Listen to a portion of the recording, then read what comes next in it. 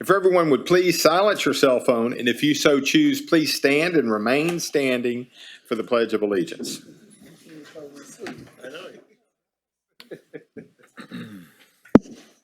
Let's pray. Holy God, through you all things have come into being. It is out of the abundance of your love and the working of your hands that we stand gathered here today. So today we, with gratitude, look at the work of those in this community and the work given to them. Works of service, works of assistance, works of building, of maintaining, of financial wisdom, of community, of safekeeping, works of love and grace, every single one. We give thanks for the gifts you have given these who do this work, and we give thanks for those in this community whose work makes this city a gift. Holy God, we also look to the work of those in positions of leadership, tasked with the hard work of ensuring that the many that make up this city are able to flourish in their diversity. Give them the wisdom and discernment that they require in order to uphold this place. Allow them to see all as worthy of attention and service, but with a special eye toward those most vulnerable and in need of support. Holy God, we also look at our own hands and feet, knowing that communities like this aren't built from the top down, but from the people themselves. Make us all to feel a sense of responsibility and ownership for the good of this place. Let us all see ways that we might seek the good of our neighbors, looking out not just for ourselves, but for the most vulnerable around us. Give us the gifts and wisdom we need to respond to the presence of violence with peace.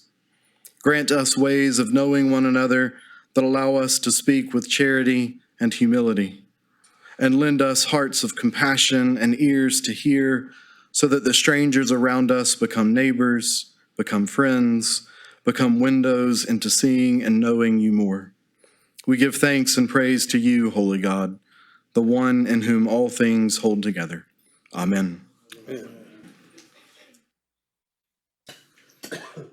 I pledge allegiance to the flag of the United States of America and to the republic for which it stands, one nation, under God.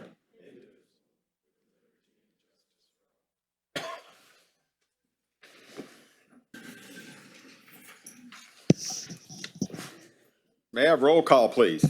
Mayor West. Present. Mayor Pro Tem Turner. Here. Councilmember Durio. Here. Councilmember Hilliard. Here. Councilmember Williams. Here. Councilmember Sherwood absent, and Councilmember Crenshaw. Here. Thank you. Today we have two presentations, and our first one will be the City of Beaumont communication update.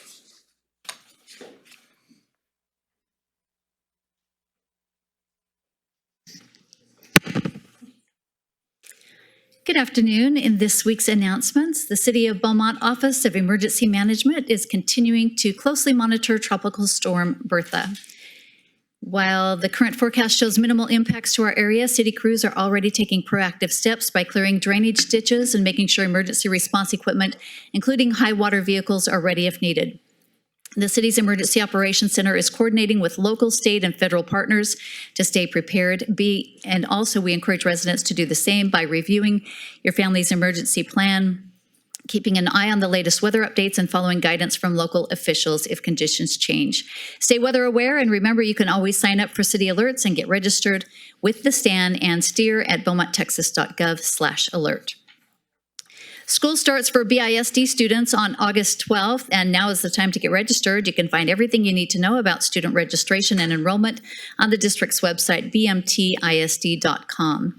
And help your students be prepared for that first day of class by attending some back-to-school backpack drives. I think back it up just one, if you would, Tina. Legacy Community Health will host its back-to-school festival this Saturday, July 25th, from 10 a.m. to 1 p.m. at South Park Middle School. And then on Saturday, August 1st, Communities in Schools Southeast Texas will host its Mind, Body, and Wellness Back-to-School Bash from 10:30 a.m. to 1:30 p.m. at Cathedral of Faith Baptist Church. These events offers school supplies and community resources, so be sure to mark your calendars. In the meantime, the free ride is still on for students. They can continue to hop on board any of the City of Beaumont buses for free for the rest of the summer. Just remember to grab your student ID. To view routes and schedules, visit beaumontzip.com. Speaking of our city buses, you can now take your business for a ride by advertising on one of our City of Beaumont Zip transit buses. Whether you're promoting a business, announcing an event, or just getting the word out about your organization, this helps put your message in front of thousands of people across Beaumont every day.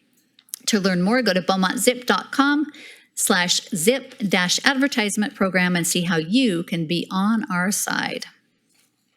Beaumont Animal Care needs your help. The shelter is completely full after taking in 29 new animals and is in need of medium, large, and extra large travel crates to safely transport dogs to rescue partners.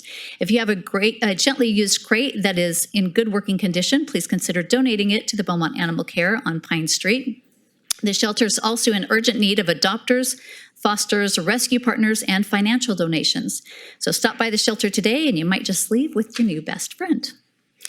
This Thursday, July 23rd, join us for Jazz at the Lake at the Downtown Event Center from 5:30 to 7:30. This is a free, family-friendly concert featuring saxophonist Dean James. So grab your blankets and lawn chairs, relax by the lake while enjoying a complimentary beverage and an evening of live music. And finally, you have 2 more chances to catch a free movie in the park this summer. This Friday, catch a showing of Hoppers at Sprott Park. Then on Friday, August 7th, it's Zootopia 2 at Central Park. All movies are weather permitting, and each starts at dusk. And that's all for this week's announcements. Thank you. And now we have a presentation by the Beaumont Main Street presented by Susan O'Halloran, the Executive Director.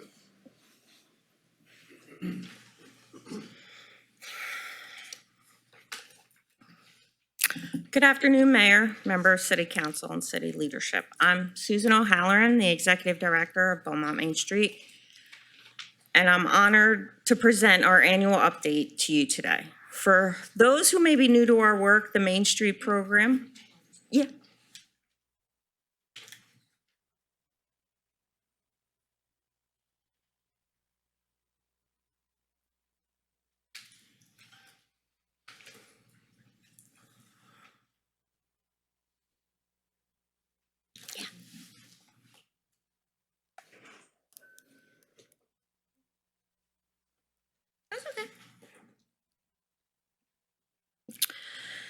For those who may be new to our work, the Main Street program operates on a proven national framework designed to preserve historic downtowns while driving economic vitality. Our focus centers on the 4 key pillars, which is economic vitality, design and beautification, promotion, and organization business support. We're actively pursuing a $3,000 security grant to directly support 3 downtown property owners in modernizing and security their buildings. This targeted investment proactively upgrades public safety and enhances property values downtown without putting a strain on multiple municipal resources. We're applying for additional grants such as the CDBG and infrastructure funding, which would support sidewalk connectivity, pedestrian accessibility, and downtown streetscapes. And for state preservation capital, we're looking into closing financial gaps on critical preservation programs and are applying for an Anise Reed Fund grant through the Texas Downtown. Economic impact downtown and transforming vacancy into value. Since our founding, Beaumont Main Street has facilitated over $200 million in private investment, property acquisitions, and structural rehabilitation right here in our historic central business district.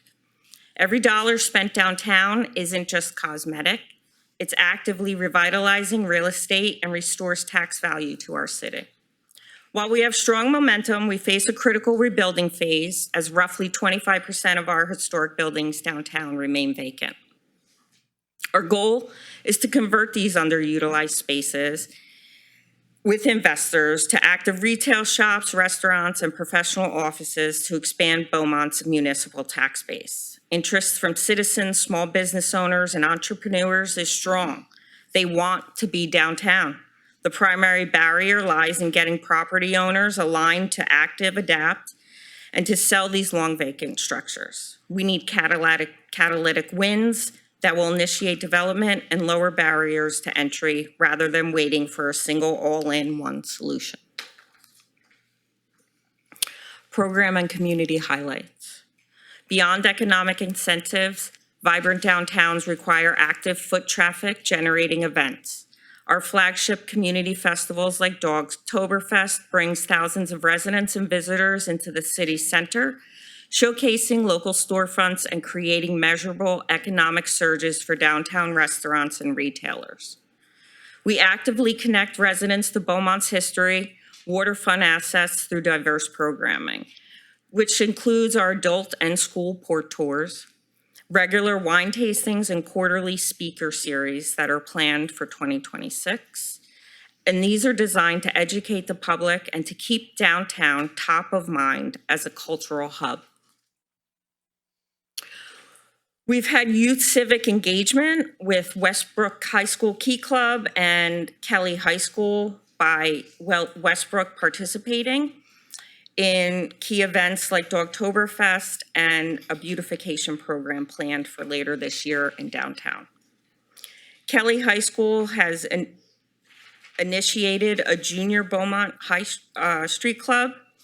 This initiative teaches high school students the principles of historic preservation and urban stewardship by preparing the next generation and civic leaders right here in Beaumont. We're aligned with city goals. Our work directly aligns with city's priorities for downtown revitalization, tourism, and small business support.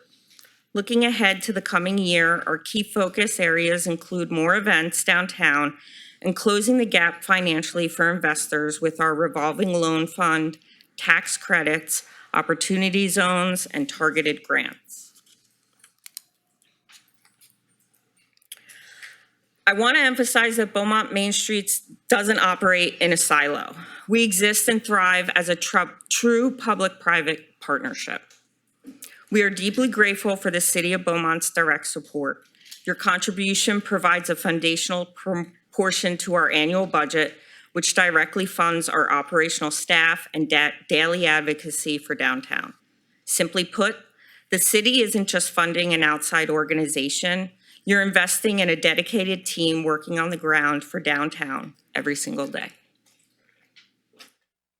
Here's where the real value comes in. We match the city's investment dollar for dollar. For every dollar provided by municipal funding, we raise an equal dollar through membership investments, corporate sponsorships, and signature events like Dogtoberfest. The means to the city investment is effectively doubled before we even start our project work. We use that leverage funding as a magnet, bringing private developers, grant opportunities, and new small businesses to the table to invest their own capital into our historic center. Sustaining momentum with budget alignment. By sustaining this core shared funding model, it guarantees we have a steady, dedicated staff to execute long-term strategic plans downtown. Our call to action is council engagement. We would want to invite you to be active champions of us. Beyond joining us at events like Dogtoberfest, we want to team up on grants and partner on downtown preservation policies with an open line of communication. Our doors and lines of communication are always open. We aim to work closely with city departments to make things smoother, whether that's guiding property owners through historic tax credits or bringing new business into Beaumont.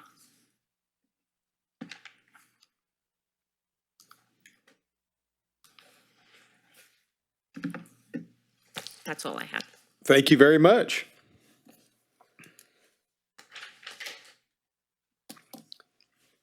And for those that were here for presentations and you would like to leave, now's the time to do so. And we're going to be moving into public comments. So if you have, it looks like we're using green sheets today. So make sure you fill out your green sheet and get that turned in if you would like to make public comments. And you may make public comment on the consent agenda, regular agenda items 1 through 6, or any other topics. Citizens wishing to speak on items 7 and 8 will be given an opportunity to speak during the public hearing. The city clerk will call your name when it's your time to speak. When you approach the podium, say your address, city, and state if it wasn't said when she calls your name. You will have 3 minutes for your public comments. The green light will come on when you approach the podium, and the red light will come on when your time is up. Kevin, I think it's Doran, 5595 Gale Drive, Beaumont, Texas. What did I say? You said Kevin. Kevin? I'm sorry, Eddie. I was looking at another green slip. I apologize. What's the last name? Dorn. Doran, okay. I live at 5595 Gale Drive. Okay, my two agendas are, number one is the sewer issues. I'm not having no sewer issues when it doesn't rain. It's when it rains. That's when it really, I can't flush my toilet. This has been going on for about 5 years. And the city put a check valve on the sewer line, meaning that the pressure from the water going into the sewer is not backing up to my house, but then I don't have that much room to where I'm able to use for my restroom or my toilet. So that's been going on for 5 years. I'd just like to know when where I live at is on the agenda to where they're going to start fixing that area. I live in North Beaumont, so. And the other thing is, I called the city about trash on 69 by the mall. The city says it's TxDOT's responsibility, but then TxDOT said it's the city's responsibility to cut the grass. Nobody picks up trash before they cut grass. They just run over the trash and it just spreads all over the place. So they're saying it's y'all's responsibility and TxDOT's saying it's yours, or vice versa. So I don't know, it's just little issues of just beautify Beaumont. Because when I have people come and visit, they see all the trash, it just makes this area look really bad. So if I can get a call back or my email about the sewer, I talked to Mike Harris. It's just getting tiresome after 5 years. It's just every time it rains, the sewer line is compromised. So that'd be great if y'all can call back and get in touch with me with both issues. Thank you. Thank you. Albert Harrison, 1240 Ashley, Beaumont, Texas.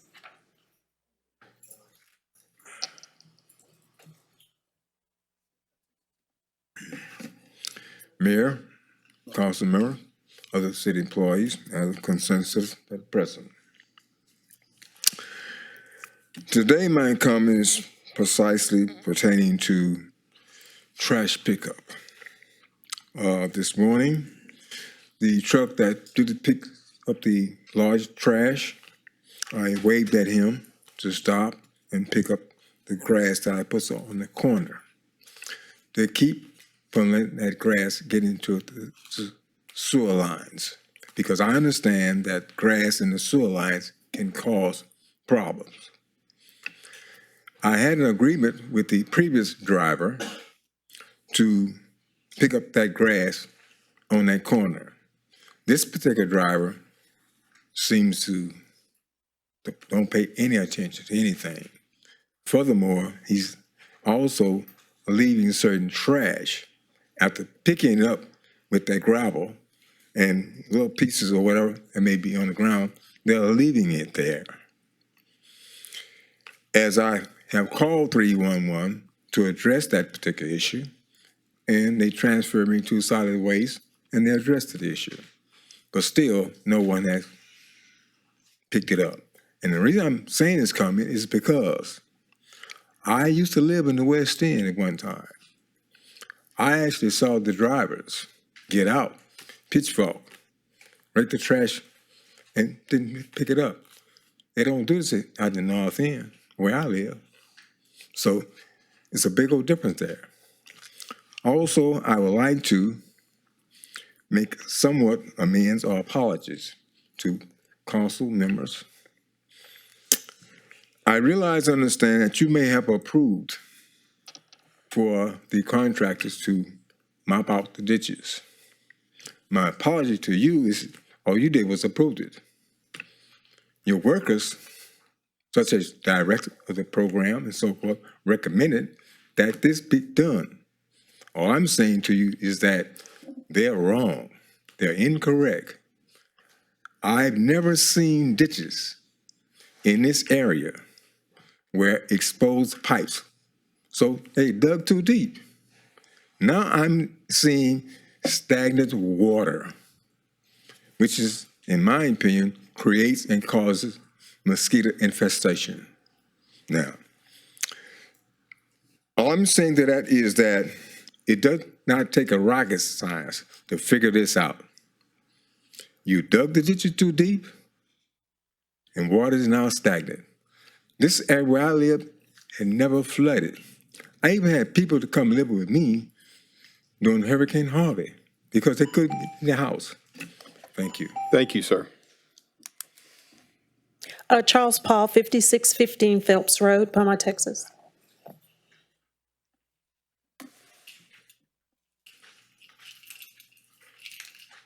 Good evening.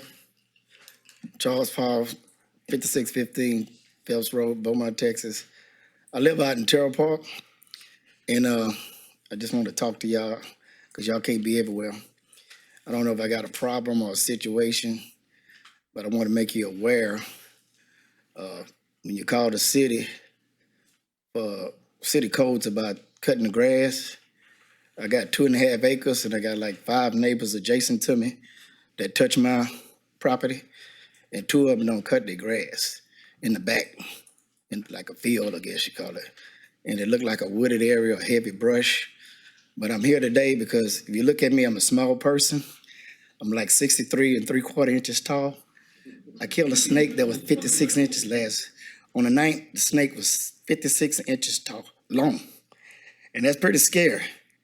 And I would like to see code enforcement, but they told me, that's what I'm coming here. As long as they cut the front yard is okay, in the back, it's back to its natural state, which I don't understand because I cut mine like every 10 days, 2 weeks, unless it rains, sometimes 3 weeks. But I use the city services. I got armadillos, raccoons, possums, I get their cage and they come out and get them, or I take them, get rid of them. I had alligators in my cupboards. The city been working on the drainage. Still ain't right in front of my house. But in the last 2 years, I had 5 alligators. I think the biggest one was 47 inches. But if you live in the park, it's nice. I don't mind looking at rabbits and squirrels, but it's not good when you got your backyard and you go and cut it, and they got like a little forest over there. So I don't want to like be a bad neighbor to the other residents, but I wish y'all could look at and see if it's the policy or ordinance or something that could be done to say everybody should do the same. You know, because I keep up mine. I guess maybe they just renters, so they don't care. But I know y'all trying to do a good job, and that's all I can say. Thank you for all what y'all trying to do. Thank you, sir. Addie Allen, 9695 Gross, Beaumont, Texas.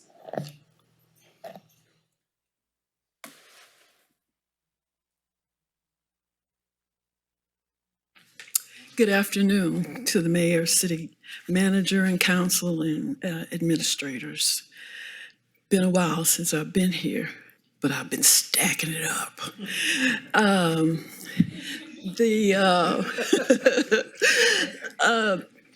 The hurricane season, we're here.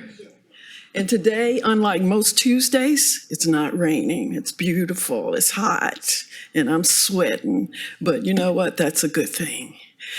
I still would like to see council going into your budget period looking at an evacuation plan, and I know you have one in place. But as far as the citizens, you know, the alarm. You know, if a hurricane or tornado come in, usually it's early in the morning and you're asleep, you're snoring. But that's dangerous. I've been in that situation in Oklahoma, and it's not good. And we're still sitting on it. It's time to look at it seriously. If you have to get with the county, I've talked with them. They say it's the city, so it's round robin. Okay. The other thing is I was reading in one of the packets about an environmental administrator for the city. And I'm wondering who, or have you advertised for that position? Because when you're talking about an environmental administrator, you're talking about like this water is crossed up with this sewer. And who is an industrial hygienist in the city? So are we just playing with words? I need to know that. Somebody talk to me. I've been in health and safety and I understand that. Now, as you were an environmental administrator from TECQ, then you got a water problem where it was crossed with the sewer. Then you got a problem with, I listened to your budget hearing or workshop, and it seems like there's people that are not being charged, undercharged, overcharged, don't know where the meters are. So how can we see, when you get ready to go into budget period, where you've recouped money? We're always getting money. We're always charging fees. I'm sick of it. I pay my bill online. I got to pay $1.99 to pay my bill. So I understand dollars and cents. But let's see where you're showing that you're recouping some money that's being lost. And the other thing that I wanted to mention, since I've been gone a long time, the change orders. When is there going to be an ordinance for change orders, whether it's no money, some money, or what? The ditch digging. Thank you, I'll ma'am. talk about it next time. Thank you for your service. That's all I have, Mayor. All right, thank you. There's no other public comments. We'll be moving into the consent agenda. Is there a motion and a second for the consent agenda? Move to approve. There is a motion and a second for approval of the consent agenda. Are there any questions or discussion? All those in favor of approving the consent agenda, please signify by saying aye. Aye. Any opposed? The motion is carried. Mr. City Manager, would you take us into the reading of item number 1, please? Yes, sir, Mayor and Council. Item number 1 is to conduct an election for Mayor Pro Tem.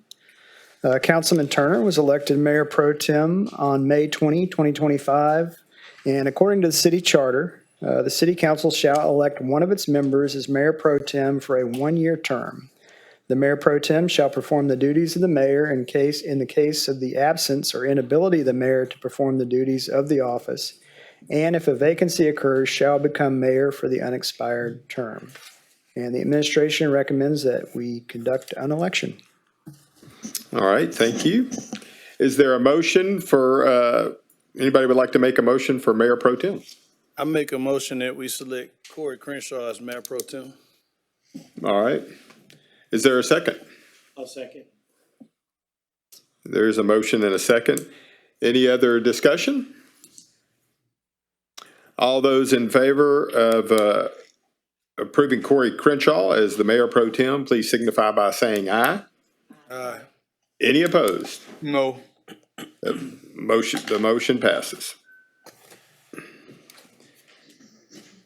Mr. City Manager, may we have the reading of item number 2? Yes, sir, Mayor. Item number 2 is to consider an ordinance to establish and adopt child safety zones within the city. On July 7, 2026, at the request of council, a work session was held to review an ordinance that would establish child safety zones within the city.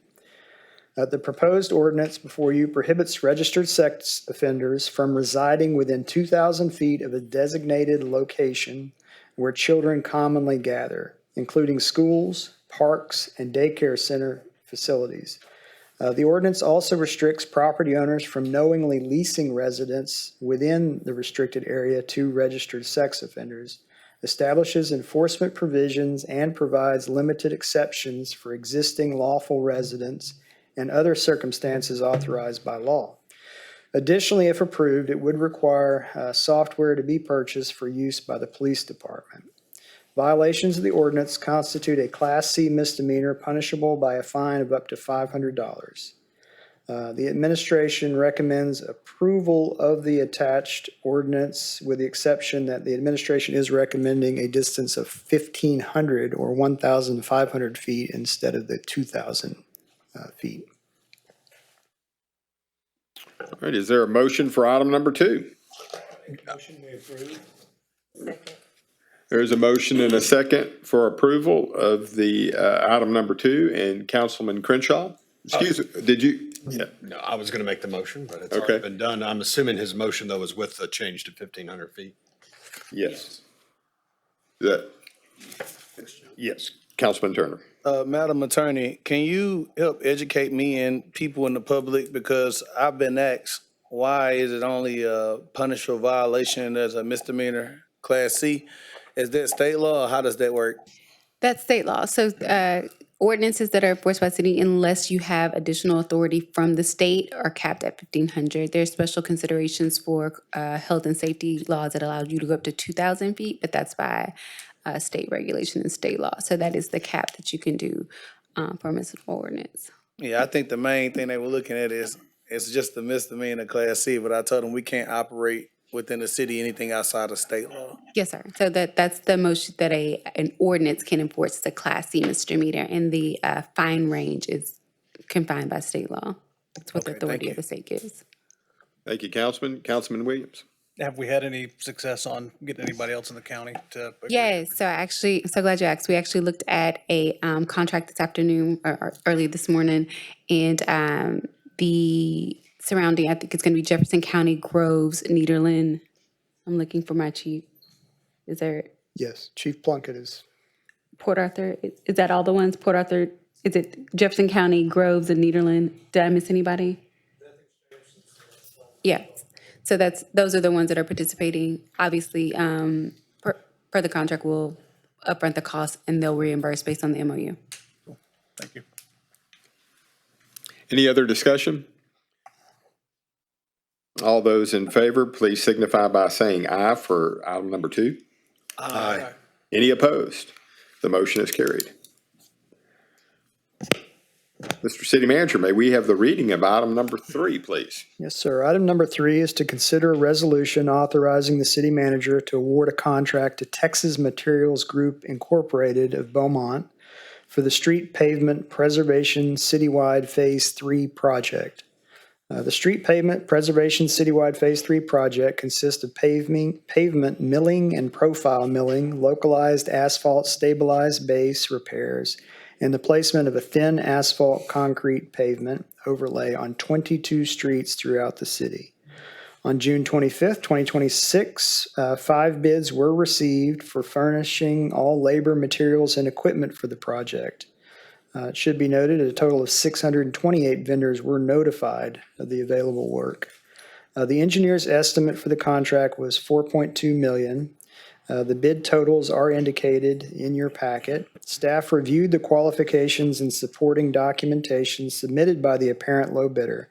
Based on that review, the bidder did not demonstrate the experience, equipment, resources, or self-performance capacity required by the bid specifications for a project of this scope. In addition, the project references provided did not demonstrate comparable pavement preservation experience. Therefore, staff attempted to obtain clarification regarding these requirements, but was unable to receive the information necessary to address the identified deficiencies. As a result, the bid is considered non-responsive. The Public Works Engineering staff recommended rejecting the apparent low bidder and awarding the contract to the second lowest bidder, Texas Materials Group Incorporated of Beaumont, in the amount of $3,503,036.85 as the lowest responsive and responsible bidder. Contract provides 245 days, calendar days rather, for substantial completion. Funds are available from certificates of obligation. The administration recommends approval of the resolution. Is there a motion for item number 3? So moved. Second. There's a motion and a second for approval, and Councilman Turner, you had a question? And Yes, for clarity, Councilman. we have 22 streets in here. Can you explain to people exactly where they can go to locate what 22 streets are going to be addressed throughout the city?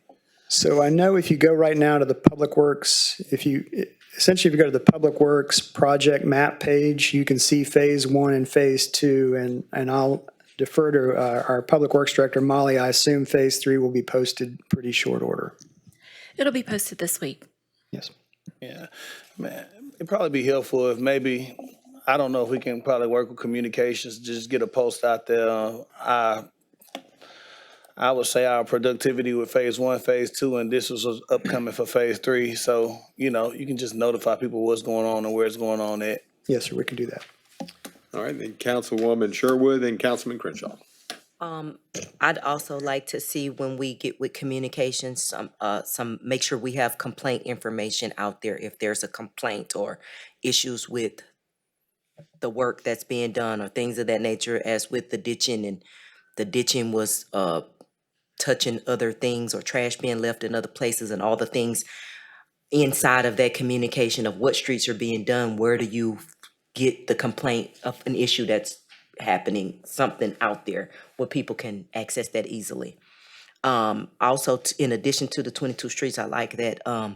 What is considered substantial completion? What does that mean? Can somebody help me?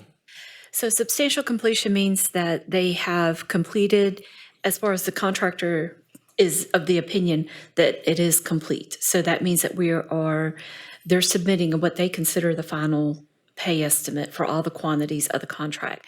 Then we conduct the final inspection, and then that is where, when we're ready for final inspection, that means that they are substantially complete. The final inspection typically will reveal deficiencies along the way that they need to correct. And then once those items are corrected, then we can issue the final pay estimate, which releases the 5% of the contract that we withhold until everything is finally complete.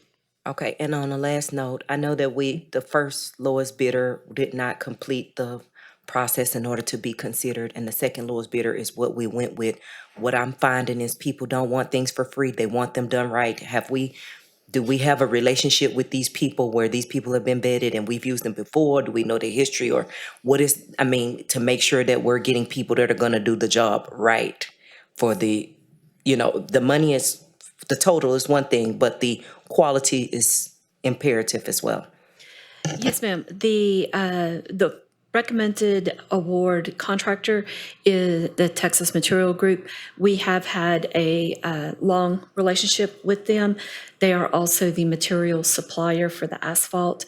So we have a demonstrable history with them. If there's any documentation of projects that I believe they are also the contractor for the Highland Avenue project. Thank you. You're welcome. Councilman Crenshaw. Yes, thank you, Mr. Mayor. To build off of what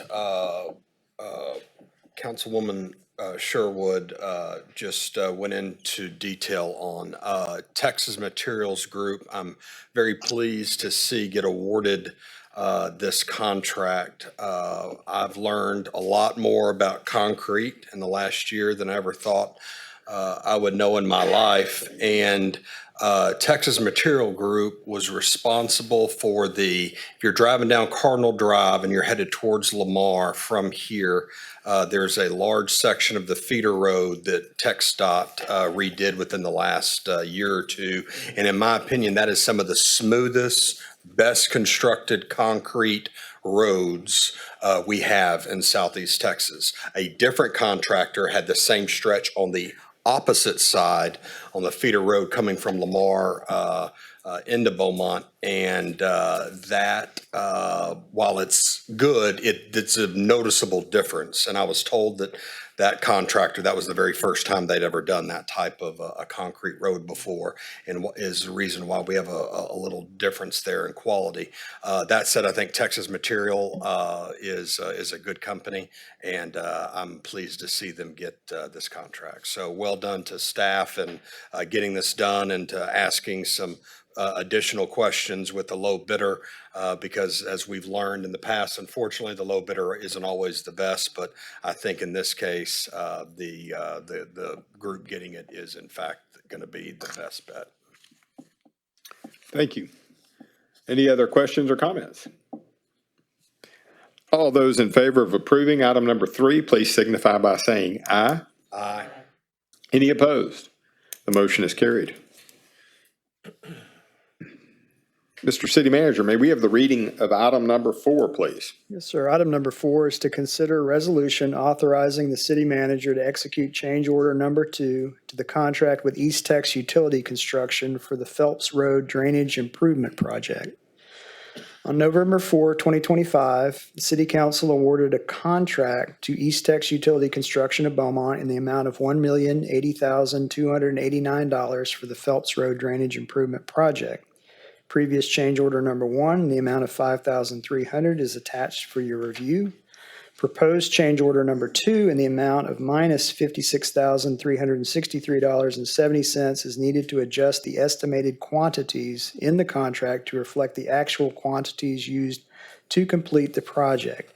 If approved, change order number 2 would result in a new contract amount of $1,029,225.30. Funds are and have been available in the project from certificate of obligations as well as community development block grant hazard mitigation funds through the state. The administration is recommending approval of this resolution.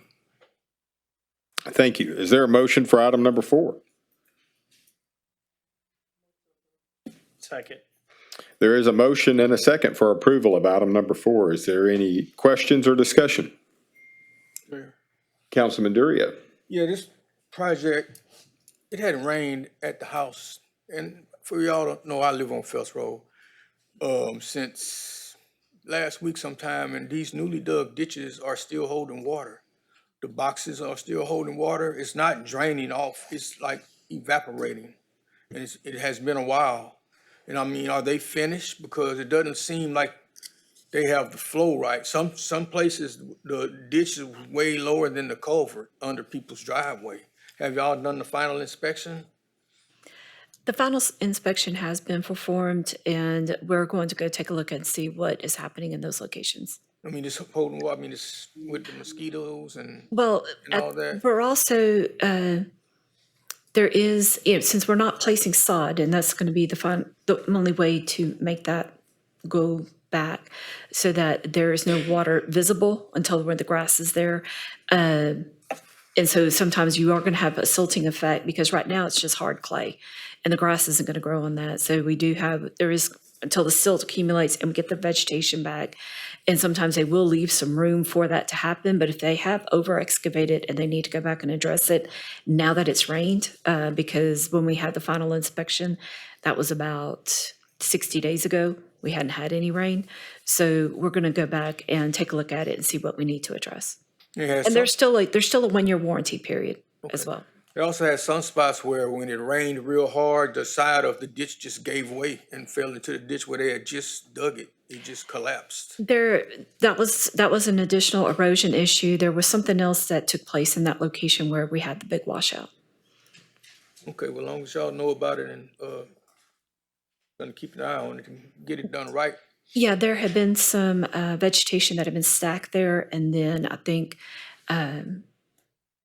that when that vegetation went to be picked up, it destabilized that edge of the soil. Then when the rain started, it washed that corner out. So there was a little bit more. It wasn't directly related to the ditching work that was done. Okay. Thank you. Councilman Crenshaw. Yes, to echo on what Councilman Durio said, that's not the only complaint. There's been numerous complaints about the same issue. And last night, the local news coverage of city issues was hard to watch. If you serve and love this city, it was a one broadcast after another of people with complaints about the city. And what's frustrating about this, Molly, and you do such a wonderful job, your team does a wonderful job, but this was done to improve things. And it seems like all of these complaints are telling us that the situation has gone backwards since our improvements, that, you know, ditches that didn't hold water before are now holding water. So it's extremely frustrating to get those types of complaints when, you know, we're telling people that we've just spent $1 million and things are going to get better.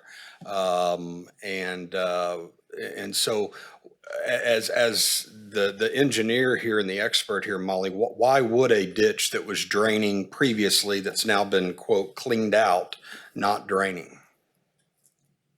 Is there a particular reason why I wouldn't be doing that? If there's issues with the grading of it, then yes, if there's low areas for it to hold water.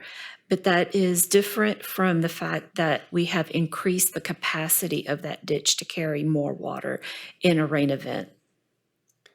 And that's what we've done. That was what this project's intent was to do. Okay, so in layman's terms, what is grading? Is that cleaning?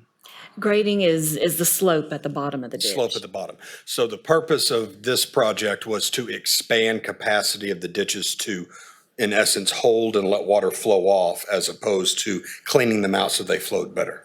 This was an improvement project. This was not just the maintenance of the mopping out of the bottom of the ditch. Okay, so it was both mopping and grading. Yes. Okay, so it looks like we may have been successful in the grading, but the mopping. We increased the sizes of the ditch. We increased the sizes of the culverts of the for the driveways in this ditch. It was to increase the capacity in response to the major rain events that have impacted the flooding in this area. This was not like the roadside ditching contract, which is just the mopping, which is only going to excavate the bottom flow line of the ditch. Okay. And in particular to this, who on staff has been out to inspect the problems on Phelps that have developed since the project was finally inspected? The latest issues that were brought to our attention were brought up earlier this week. So my engineering staff has been going out there to take a look at it. I just got into the office this afternoon, so I haven't had a chance to get more information. Okay, great. Thank you. Thank you. Yeah, Councilwoman Sherwood, then Councilman Duria. And I'd like to echo kind of what Councilman Crenshaw is saying. I think that when we're doing these projects and we're spending this money, we've got to make sure that it's being done right. And I don't think that they're not doing it right. I think that perception is reality when we're dealing with constituents. When I perceive there to be a problem, in my mind there is a problem. There may not be a problem, but my perception is reality. When we've got news people and constituents coming with problems that we've technically addressed or fixed, but it does not appear to be addressed or fixed, as a council, we are being held to the fire that we are completing projects that are not complete or are not being completed correctly, or whatever the case may be, when they come up to our face and start saying, well, y'all spent this money and y'all did this, but I got this now. Or y'all spent this money and y'all did this, but now I got this now. We're not necessarily attacking the work that's being done, but we've got to be honest that perception is reality when we're dealing with our constituents. So if we can kind of speed some of this along with particularly projects that are complete or considered to be complete, that's going to be important. Thank you. Councilman Duria? Yeah. No, so the way I'm understanding, y'all increased the capacity of the ditch. So basically, instead of doing the work for it to be able to flow more freely, you made it bigger so it could hold more water? To carry more water. We don't want to hold. Okay. We don't want to hold that. These are not for a detention. It's to hold. Now, going back to the roadside ditching complaints with the utility crossings is that the reason why we were doing the roadside ditching contracts is because we've not been able to maintain the adequate depths of the roadside ditches. And over the years, they have filled in, or they were never there in the first place, which led to utility lines crossing and holding water. Or the ditching contractor that is doing the excavation is ahead of the contractor that is doing the culvert replacement. So it becomes a timing issue. So even though that we may be holding water at this moment, maybe there's additional work that needs to be done. Could we do a better job of coordinating the utility line crossings to have them lowered? Absolutely, where we have that control. We have control on the water utility side, working with Mike Harris and his team to get the service lines lowered. We don't have control over the gas company and their schedule to lower their lines. So there is that challenge where the ditch has been excavated. The service lines are still there in the way, holding water. Or even more complicated than that is a sewer service line that is too shallow that then has to be lowered and is going to be a barrier until we are able to get that adjusted to restore the full flow of the water. But to your question, Councilman Durio, it was to increase the capacity to make the ditches larger in line with the ditches that are in that neighborhood that were improved by Drainage District 6. So is different companies that excavate the ditching and replace the culverts, they're not working together? Different crews. Different crews. Yes, and so you're going to go faster doing the excavation and then come back and then to do each individual driveway. So, but it is separate crews. And so the ditching crew is going to go out there first and establish the grades of the ditch. And then the ones that need to adjust the driveway culverts are going to come behind that and do that. And then last, it'll be the crew that actually restores the pavement on those driveways. But the one that put the culvert in, they are the ones that's supposed to make sure that it matches with the ditching so the water will flow the right way, correct? That's the goal. That's the goal? Well, and that's where we're going to go back. I'm getting, my phone's blowing up because they're, yeah, so there's more, they're trying to send me information and my brain can't process it this fast right now, sorry. But yes, they are supposed to. It is supposed to align. Now, we're only adjusting the culverts that are 3 inches or more out of grade.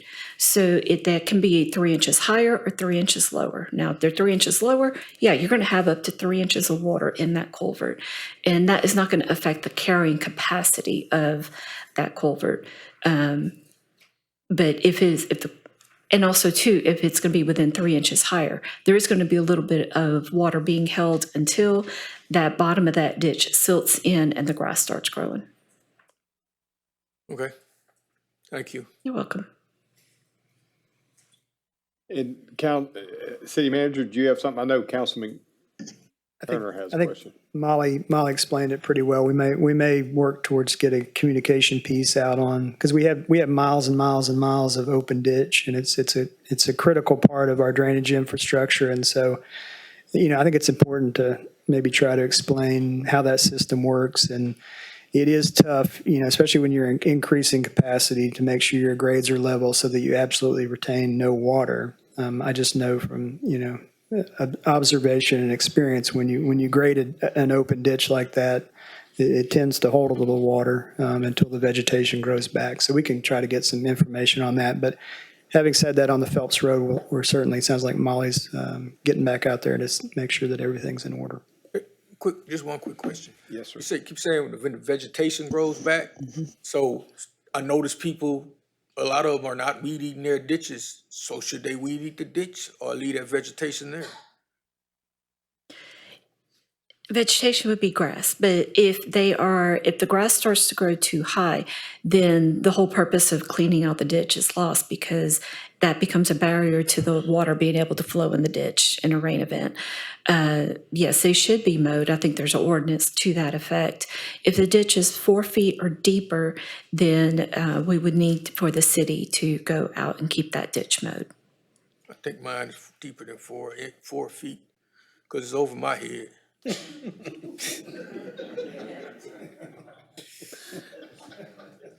We can take a look at say that. Because I could, drive my lawnmower in there. I can't anymore because it's so steep and deep. I can't, so I have to weed eat. Yeah, well, again, we're increasing how much water those ditches can carry. Okay. Thank you, Councilman Drury. Councilman Turner? I guess on Phelps Road, y'all got a height requirement because you went over the Paul. But no, seriously, the ditches, when they're graded, are they supposed to be a certain level below the culverts? Is it like a certain height requirement or measurements that has to be below? All of the ditches, when we went through the design, they were surveyed to make sure that they are flowing in the right direction. So then, once they do that survey and establish those grades, they also shot the elevations of the culverts. And so any culvert that was 3 inches either higher or lower from that proposed sloped line, those are the ones that were going to be adjusted. But if they are within that 3-inch or 6-inch range, they were left in place. All right, and my last question is, you don't have to answer it out loud, but I kind of been keeping tallies on which contractor we getting the most complaints about. I'd like to know who done this project. I was just gonna say the same thing. The ditching project, who's the contractor on that? But we don't have to answer that right now. Thank you, Councilman Turner. Councilwoman, sure, that was it? All right. Thank you. It's public record. Yeah. It's on here. But go on and say it then. East Texas Utility Construction. That's not the one. For Phelps Road is East Texas Utility Construction. The first 2 phases of the roadside ditching contract were done by a Texas Drainage. The third, phase 3 is MK Constructors. And at any time that there's any complaints or concerns, I really cannot emphasize enough, call 311. If there's a problem, if there's an issue, call 311. They'll connect you with engineering and we will investigate and address. That's the same MK that did Crow Road? Yes, sir. But I guess you don't know who it falls on when it's 3-4 contractors working on one project, but okay. Again, different crews and capacity to do work, and that's what we take a look at. Any other questions or discussion? All those in favor of approval of item number 4, please signify by saying aye. Aye. Any opposed? Motion is carried.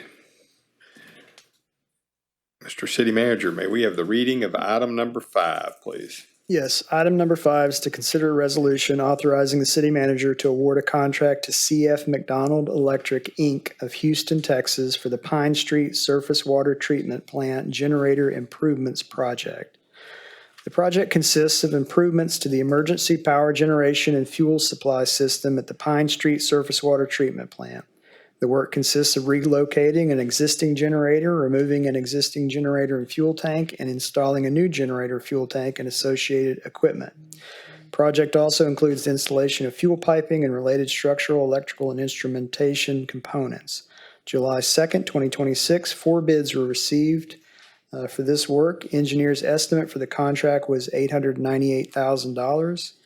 Water utility staff concurs with the recommendation from Freese & Nichols to award the contract to the apparent low bidder, CF McDonald Electric, for the base bid item in the amount of $1,137,115. Funds are available from water revenue bonds, and the administration recommends approval. Is there a motion for item number 5? Move to approve. There is a motion and a second for approval of item number 5. Is there any discussion or questions? Yes, Councilwoman. I'm less concerned about them being the low bidder and more concerned about, do we have a history with them or any knowledge of prior work, or have we worked with this company in the past to make sure that this work is done properly? Previous relationships, I don't have that information at hand, but they are required per the terms of the contract to provide not references and resumes with relevant work, and then we reach out to those clients to make sure that that work was completed appropriately. And so we run through all those conditions before we recommend award. I'd like to make sure that we get that or get updated on that, that we can verify their work. Yes, ma'am. Thank you. Any other questions or discussion? All those in favor of approving item number 5, please signify by saying aye. Aye. Any opposed? The motion carries. Mr. City Manager, would you read item number 6 now? Yes. Item number 6 is to consider resolution authorizing the purchase, assembly, and installation of 2 PAX tank mixers for use at the Northwest and Prison elevated storage tanks. The Northwest and Prison elevated storage tanks currently do not have tank mixers. Tank mixers can improve disinfectant residual control, reduce tank corrosion, eliminate stratification, reduce disinfection byproducts, and reduce water age by thoroughly circulating water within a tank. The total cost for the mixers assembly and installation is $127,570. Pricing for each location was obtained from PAX Water Technologies of Milpitas, California, the sole source provider of the patented mixing system. The vendor quotes and sole source documentation are attached in your packet. Funds are available from water revenue bonds, and the administration recommends approval of this purchase. Is there a motion for item number 6? Second. There's a motion and a second for approval of item number 6. Is there any questions? And Councilwoman Sherwood. Or have we suffered any consequences by there not being this for some time, or am I understanding that they've never had this before? What is the implications or consequences of them not having had this prior to now? Okay, I'll ask Ms. Villarreal to answer. So we have had issues with these tanks, any elevated storage tank, especially this time of year. What happens is with the sunlight heating, you get thermal stratification of the water, which means that as the water heats up, the warmer water's on top, cooler water's on the bottom, and the water has a potential to become stagnant. And so these and also with that heating, you can off-gas the chlorine that is in the water. If there's any defects in the paint, you're going to get rust inside the tank. These tanks have been within the last several years, have been rehabilitated. And in order to preserve them, keep that water mixed, prevent it from getting stagnant, we recommend putting these mixtures. The rest of the tanks have mixers installed, and it appears that it is helping with water quality and also to extend the life of the tanks themselves. And this is the same vendor that has installed the mixers in all the other tanks.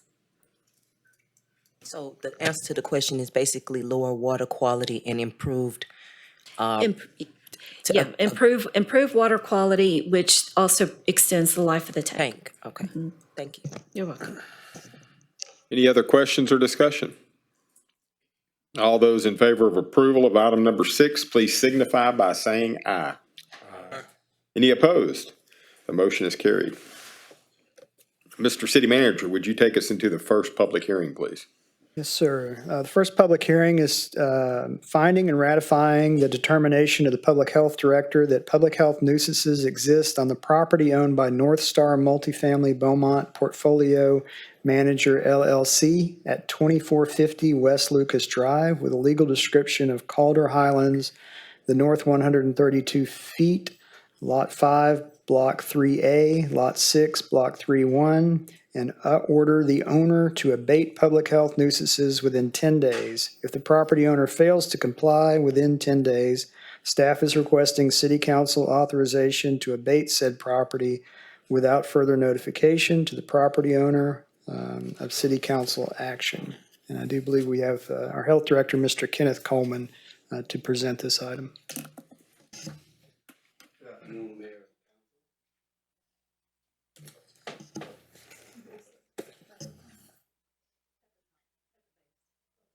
Oh, okay. Good afternoon, Mayor and Council. You can go to the next slide. This just to give you a history of this property. It was declared a public health nuisance in December of 2025. Owner directed to correct violation within 10 days. Property owner then abated violations appropriately within the 10 days. But as you can see, I'm back before you again. The property was referred back to the health department and re-inspected on June 24th of this year with some of the same violations. Next slide. Stagnant water, offensive water on private property, sewer overflow, discharge on the property. Of course, when we have standing water, those conditions are conducive for mosquito breeding, which, as you know now, we put out on yesterday. We do have West Nile virus in our community. Jefferson County Vector Control have identified several pools of mosquitoes that tested positive for West Nile. Next slide.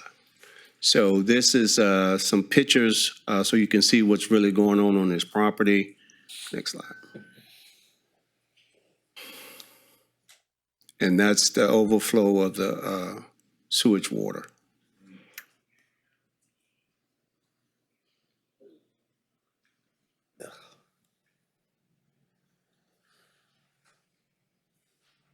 Questions?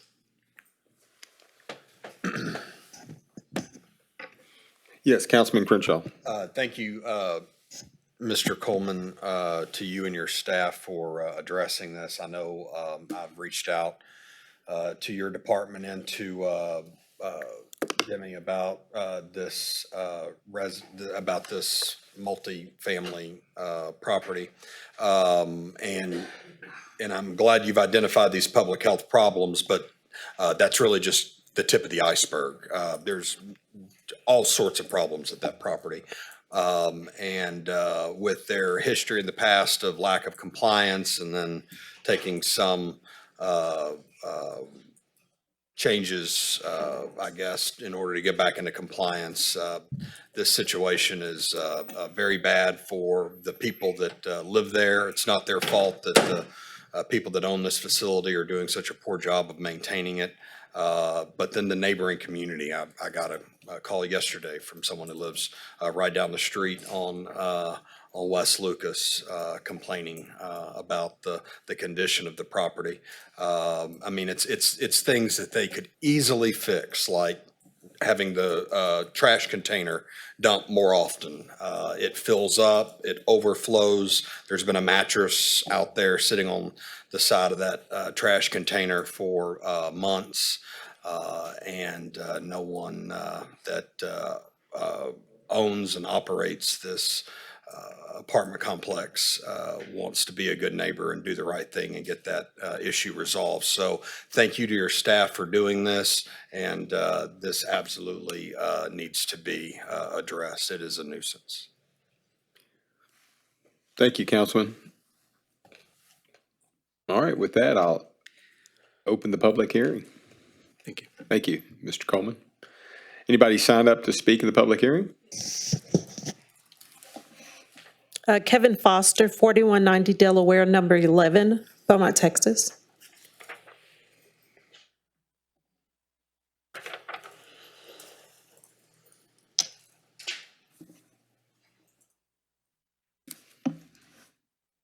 Good afternoon, you all. I'm a resident at, I'm sorry, my name is Kevin Foster. My address says 4190, but that's the opposite side of the property on the back side where the sewage leak is. When I moved to this complex, it was very nice. And over the past maybe like 7-8 months, everything is starting to go down. Some of those pictures are some of those similar pictures that I've sent in.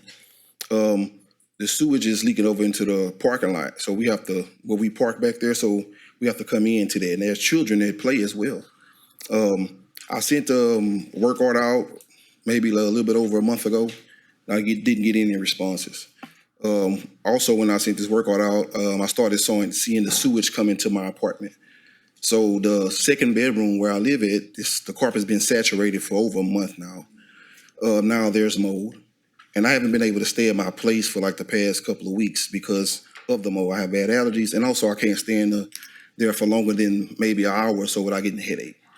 So I'm fortunate to have good friends and family, but it just takes away that comfort of being in your own space and things like that.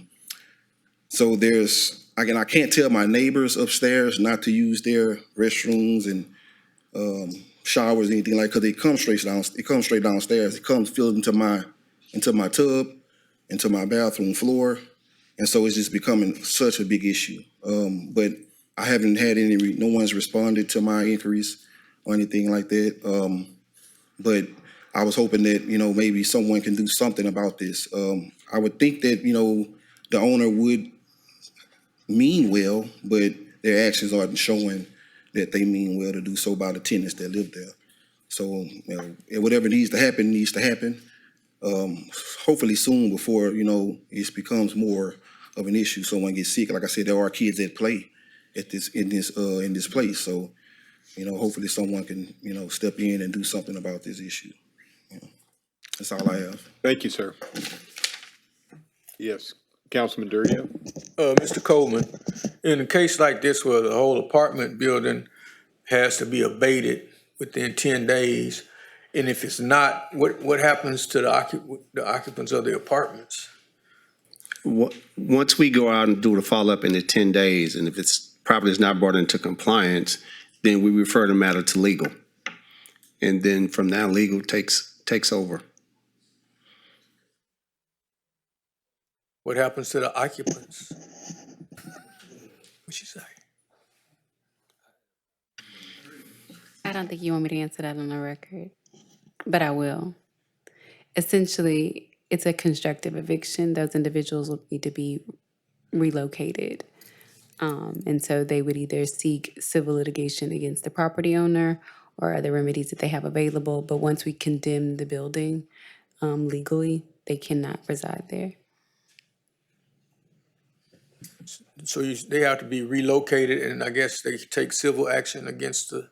So the last time we were involved in a health or nuisance or property abatement of a property where they had occupants was the Ridgewood, and that was a elder community, and we were able to relocate those individuals.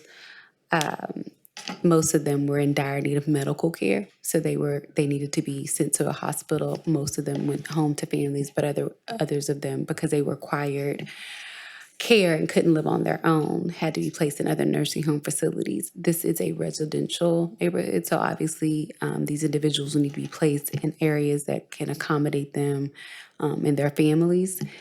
I don't know if it's income restricted, but as you know, that there is a housing, shortage in Beaumont as it relates to low income housing. So there's a lot of factors at play. Obviously, staff would be working with them to do that. It's a group effort. So our housing department, Jess and her team, as well as Demi and the others would need to step in and assist in that. But essentially, they would not be able to live there. You can't say a property is a health nuisance and allow people to live there. But the city will help with the relocation. Yes, in any way we can. Councilman Turner, then Councilwoman Sherwood. Mr. Coleman, thank you. First and foremost, has the owner or facility been responsive to you guys going out? Well, once we go out, of course, we initially speak to the property manager. And what we find in a lot of these cases, the property owner doesn't live here. And sometimes it's could be a little difficult locating the property owner. But once we do, that's who we send all the information to, is to the property owner. And so the inspector goes over everything with the property owner. He walks, or she may walk the property with the property manager, pointing out all the violations and what needs to be corrected. And sometimes they're responsive, but a lot of times they're not, because most of them doesn't even live here. So has that first step been taken, and now they have 10, if we give you, we authorize you as a council, you guys now have 10 days to kind of move forward with the whole. So I want council to not be restricted so much by the 10 days. If someone is responsive after it becomes a public health nuisance and they reach out to code enforcement or even to my office and say that they are actively trying to abate the issue, we don't go straight to the lawsuit. We understand that these things take time, but there has to be an active motivating factor. And so declaring it a public health nuisance does give more authority to the public health department to be able to do something, but it also allows for other civil remedies for the tenants and for my office. And so it takes it out of the hands of the public to have to kind of make complaints to the property owner. And now the health department has a little bit more authority.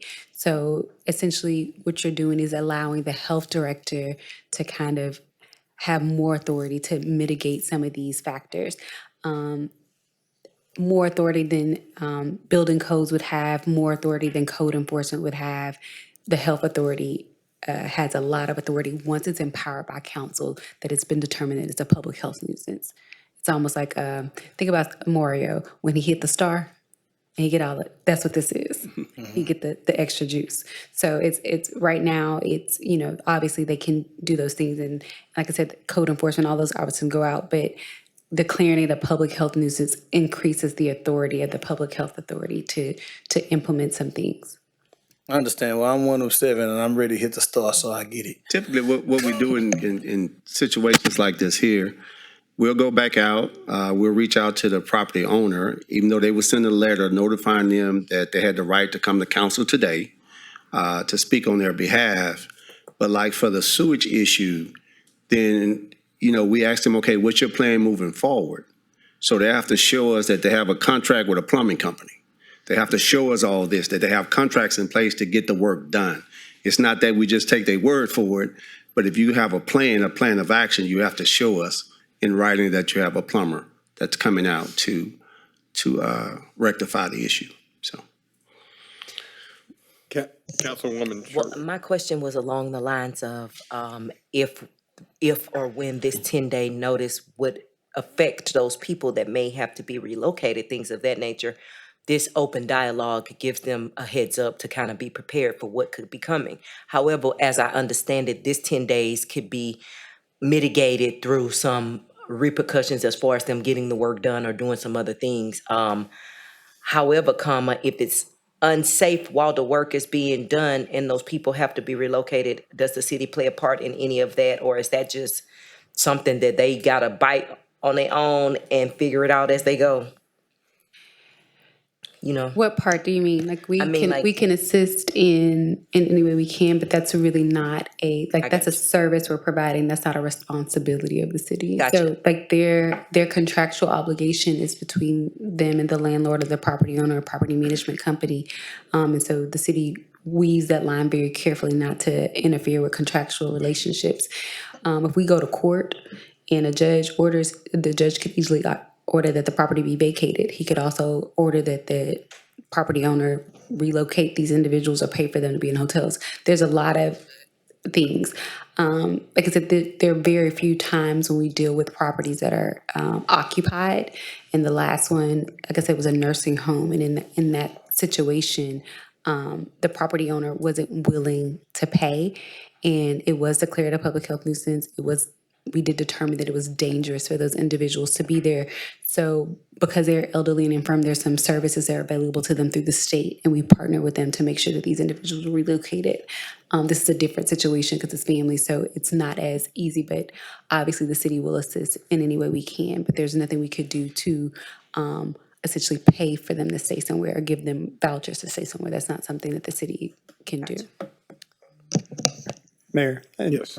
in response to Councilwoman Sherwood's question also, we will, our hope is that the owner is responsive and works to address it within the 10 days. We will monitor the situation to make sure that if it draws out that it's still a safe situation as they're trying to abate the issue. I will say in my review of the file, I think the owner is listed. There's one address in Houston and one in, I think, McKinney, Texas. And to my knowledge, the review of the file is they have not been responsive at all. and that's what I'm concerned about, because if people are going to be needing to be relocated, we're going to get a bunch of calls about that. So yeah, just thinking in the front. All right. Do we have anybody else that signed up? No, sir, that was it. Okay. The public hearing is now closed. Mr. City Manager, may we have the reading of item number 7, please? Yes, sir. Item number 7 is to consider an ordinance finding and ratifying the determination of the Public Health Director that public health nuisances exist on the property owned by North Star Multifamily Beaumont Portfolio Manager LLC at 2450 West Lucas Drive with a legal description of Calder Highlands, north 132 feet of Lot 5, Block 3A, Lot 6, Block 31, and order the owner to abate public health nuisances within 10 days. If the property owner fails to comply within 10 days, staff is requesting the city council authorization to abate said property without further notification to the property owner of city council action. And the administration is recommending approval of this ordinance. All right, is there a motion for item number 7? So moved. Second. There is a motion and a second for approval of item number 7. Is there any further discussion or questions? Just one quick comment. Yes, sir. Chris, if we could please, I realize that the public health nuisance is separate from code enforcement issues. Yes, but God willing, this apartment owner does respond to us escalating this. I'm optimistic that in addressing the public health nuisance, we also can please get them to try to address the code enforcement issues as well. Yes, sir. We're aware of high grass issues, we're aware of the dumpster issues, we're aware of property maintenance issues, and we will certainly work to abate all of those. Great, thank you. All right, all those in favor of approving item number 7, please signify by saying aye. Aye. Any opposed? The motion is carried. Mr. City Manager, would you take us into the next public hearing? Yes, sir. Next public hearing is to conduct a public hearing to receive comments regarding a grant application to the Federal Transit Administration and Texas Department of Transportation to receive operating assistance funds for the Beaumont Zip transit system. The public hearing is now open. Has there been anybody signed up to speak on this item? Okay. Yes, so as part of what we're asking today is something we do every year, because as you're aware, the transit system is supplemented by a variety of funds. Of course, there's city fund, general funds that go into the system, TxDOT funds, FTA funds, and then of course the fare is paid by the riders. So we just want to give you a brief overview of the system, since this is an opportunity to do so. So the first slide you see here is just an overview of the routes of the system and then the time of operation of the system. So you see Monday through Friday, 6 a.m. through 9:30, Saturday service, 7:15 to 9:30. And then, of course, we have a special transit service, which supplements our fixed route service. And a little hard to read, but this is the map of the transit system with all the different routes. And as I mentioned, there is a special STS service. And again, this is essentially a supplement to our fixed route, which allows certain eligible riders to have essentially door-to-door service. It should be noted there is a capacity issue. There's a scheduling issue. So it's not unlimited because it is a very good service. But again, it is limited to a certain clientele. So I showed you the map earlier of the system. This is the count provided by ZIP of the 2025 ridership for each route. And a little hard to read, but I'll show you the next slide is essentially the same numbers by route. So you see, of course, our highest ridership, most popular routes are Parkdale, 11th, and South Park. And then as you look to the left of the screen, you can see the least used routes, Laurel, Pine, and the Refinery route. And so, again, as I mentioned, the system is supplemented funded from a variety of sources. If you look at the top line, you'll see FTA providing about 51% of the funding. TxDOT, 12%. Fares, as I mentioned, about $312. And then We also, you'll see in the agenda item coming up, there are toll credits, which is a tech stop program, which helps us offset local match. And then, of course, you see at the far right, 35% of the system cost with funding by the general fund of the city. Below that, again, just the total expenses. Also broken down is the cost per trip, per service. So you see there the fixed route trip count, 289,702 in 2025. So again, just kind of dividing that by the total cost, it's 1720 per fixed route. The STS, obviously a much higher service level and much lower capacity, so the supplement is much higher. And then you see the total. And then again, the cost breakdown per trip is shown there between fixed route versus STS and the total. And with that, questions or comments? We also have Claudia San Miguel with our ZIP Transit if we have additional detailed questions on the system. But again, just wanted to provide that overview of the system since this is an opportunity to do so as we look to accept some federal and state funding supplement. I've got Councilman Williams and Councilwoman Sherwood. I mean, looking at that graph, it kind of showed a pretty stark difference in ridership amongst the routes. How do we determine, if a route, what makes a route viable? When do you go, maybe this doesn't make sense, or is there a process that we have in place? Yes, sir. I'll invite Claudia up, but as she's coming, yes. I mean, one of the things we do is we, of course, look at our statistics. The other thing we do is we rely on our input from our drivers to say, look, this route is dropping off. And then, Tina, if you can go back one more slide. Okay, to the map. So again, part of the challenge too is, as we talk about our low ridership routes like Refinery and Pine, the reality is they are low ridership, but we want to try to cover as much of the city as possible. And so that's a challenge too. While we look at those decisions, that's also part of it too, is because if we start removing large sections of the city, then that can impact the whole system. So Claudia, did you have any more feedback on kind of how because as y'all know, we've done some route adjustments lately. One of the things we've done in the past, and we'll probably do again, is a more widespread efficiency study, where we'll go back and take a fresh look at all the routes to see what makes sense. But one final thought I'll share is that a lot of them have been in place for decades. And so we do try to make changes and tweaks to improve efficiency from time to time, but a lot of them have been in place for a long time. But Claudia, any other thoughts on how routes might be changed?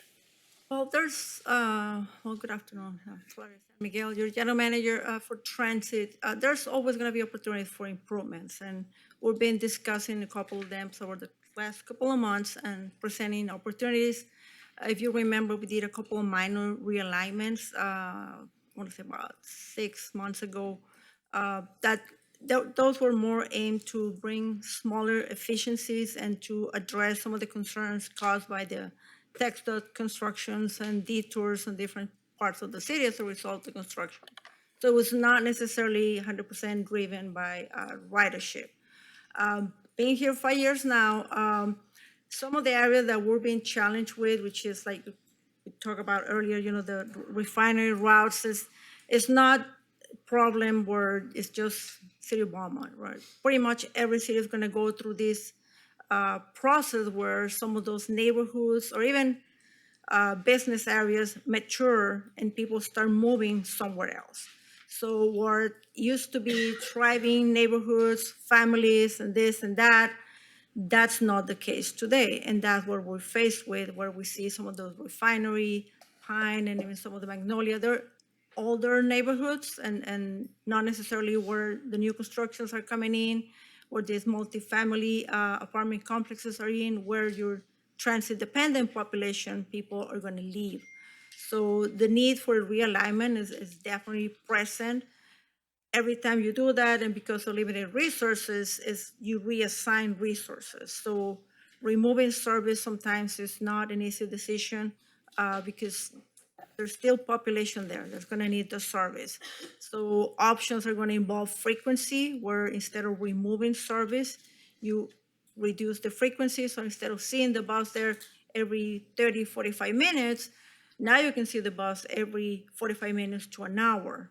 So there's different options that we can definitely put together and consider to address those low ridership areas, routes, without removing the service completely, because as we know, transit, it is a lifeline for many, many residents, depending on those areas. They depend on us to go to work, go to school, different destinations, and I can definitely talk forever about the path transit services, how they depend on us to just their basic needs. So the opportunities are there. So it's just putting that together, with your direction to move forward with realignments that instead of just removing service, potentially just reduce the frequency. You're not going to see the bus as often. That will bring in efficiencies, savings that at the end of the day, either the city can decide to just keep it as savings or expand the service where it's needed somewhere else. So the opportunities are there. It's driven pretty much for neighborhoods that have mature, businesses that are not present. There's not that many workers trying to go to this area or not. So that's pretty much what we're seeing. Thank you. Councilwoman Sherwood and Councilman Hilliard. I was trying to find a text message that I had received from a lady about the bus routes, and I'm kind of glad that this was going, but I can't find it. But what she was saying was that the routes are dilapidated. Basically, they're not updated enough, and there's a long hour wait, and we're not using the most out of our transit system, and she'd like to see it revamped and all of these things. I mean, the text had so much stuff in it, I was trying to pull it up because you're here, but basically that the routes needed to be changed, the wait time was too long, it only went in one direction, something else. So I'm happy that we're looking at this to be able to put together something different and new. I just hope that we're considering thinking outside the box. She's from another city, and she came here and she was saying how the transit system was not up to date to move people around easily, basically. And so I'll find it and get it to the city manager, but I'm glad that we're revisiting this to update it. So how is the ad campaign going for the bus wrap? So the advertisement campaign came in strong at the beginning. We have a lot of inquiries, a lot of people asking, and we were providing information, but somehow it's taking a long time for those people to actually come in and go ahead and execute the contract. Yesterday morning, I received an email, and it was interesting. I've not been able to share with Demi, but there is an advertisement company that wants to advertise on every single bus. I'm still waiting to see this thing coming through to fruition. So hopefully, by the next time you see me, I want to bring great news, and you're going to see that money coming in. I was really excited to get that email. We're still going through the details. Apparently, it's an advertisement company. They're going to sell the advertisement. So it's all good. They're going to be doing the legwork for us. So it's all good. So hopefully by the next time I come and speak to you all, bringing good news. Okay. Can you forward one slide? One more. So on these numbers here, is this, I would assume that this is the same riders riding 2 or 3 different times? Do we have any way to, I'm just guessing that when they get on, they say one rider. They don't say, oh, it's Pete again. He's been here 3 or 4 times. So a lot of these numbers are going to show these riders that are riding more than once on these buses. So it is hard to tell. Obviously, the person is going to board the bus, pay their fare, and go on. Really, we don't have a way to identify each specific passenger.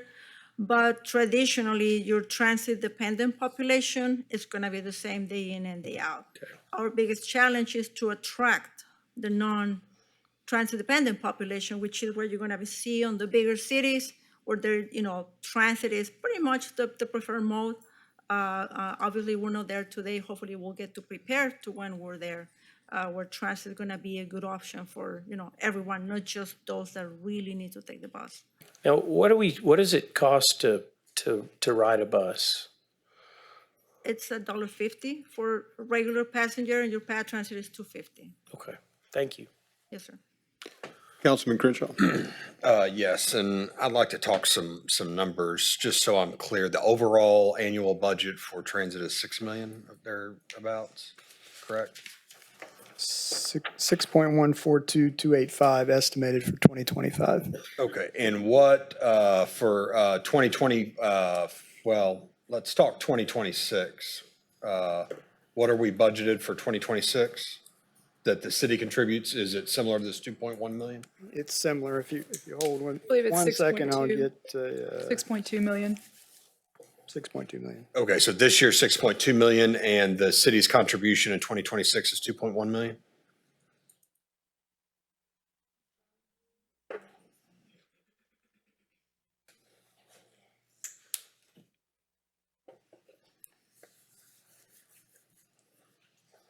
The 2026 transfer originally budgeted was 1.9 million. And that's what I was getting to.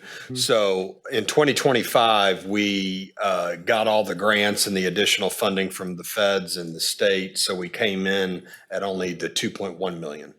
But in 2026, we've already spent 3.2, correct? And we still have 3 months left of the fiscal year?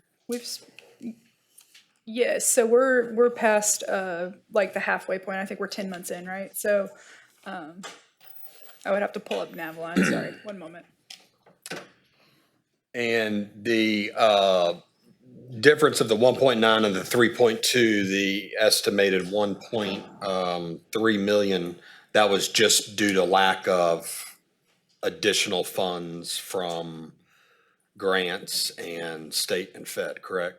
Correct. And it was not an increase in expenses, correct? It did have a wage increase. Yeah, they had a wage increase. And what was the cost of the wage increase?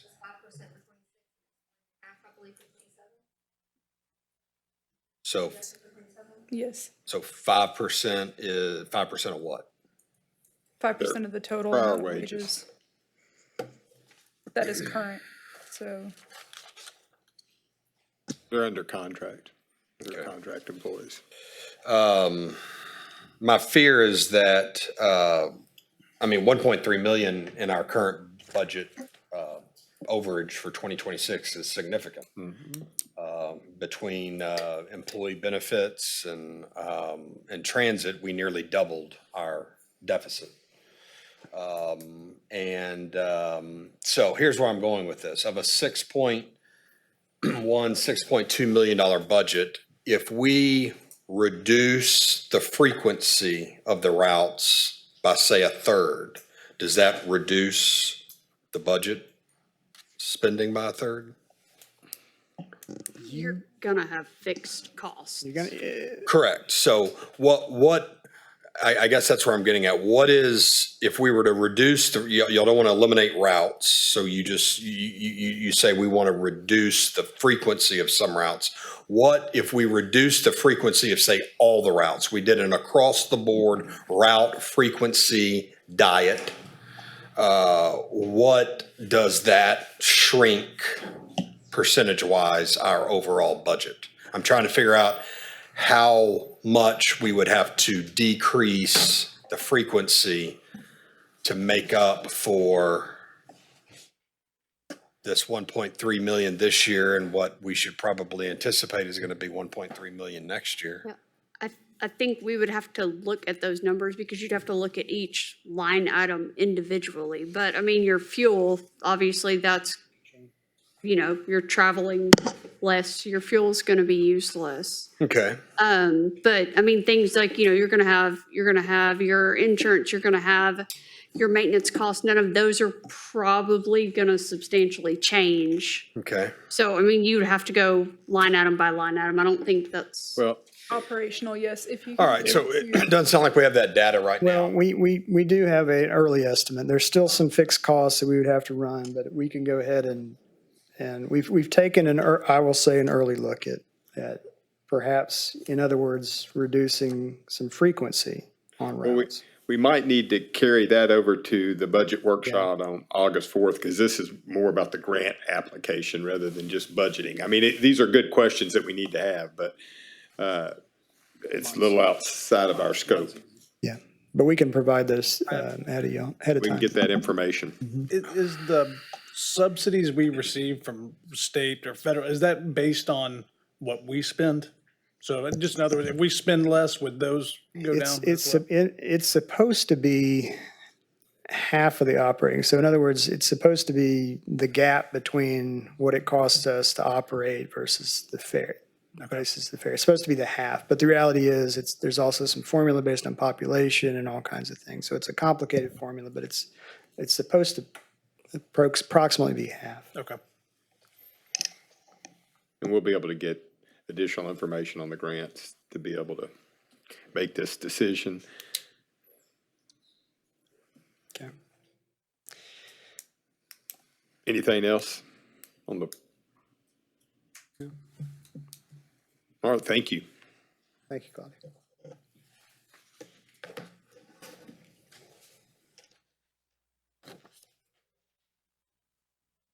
May we have the reading of item number 8, please? Close public hearing. Public hearing is now closed. Thank you. Okay. So I guess the answer is yes, we can close it. Okay, item number 8 is a resolution authorizing the city manager to submit a grant application and execute a contract with the Federal Transit Administration and the Texas Department of Transportation to receive operating assistance funds for the Beaumont ZIP. City of Beaumont, through its transit operator Beaumont ZIP, has prepared a grant application for the FY 2026 5307 and 5339 grant funds from FTA and the FY 2026 State Urban Grant from TxDOT. These grants will help fund labor, fringe benefits, parts, as well as cleaning and shop supplies, purchase services, utilities, insurances, licenses, and all other miscellaneous expenses needed for the operation and maintenance of the Beaumont ZIP program.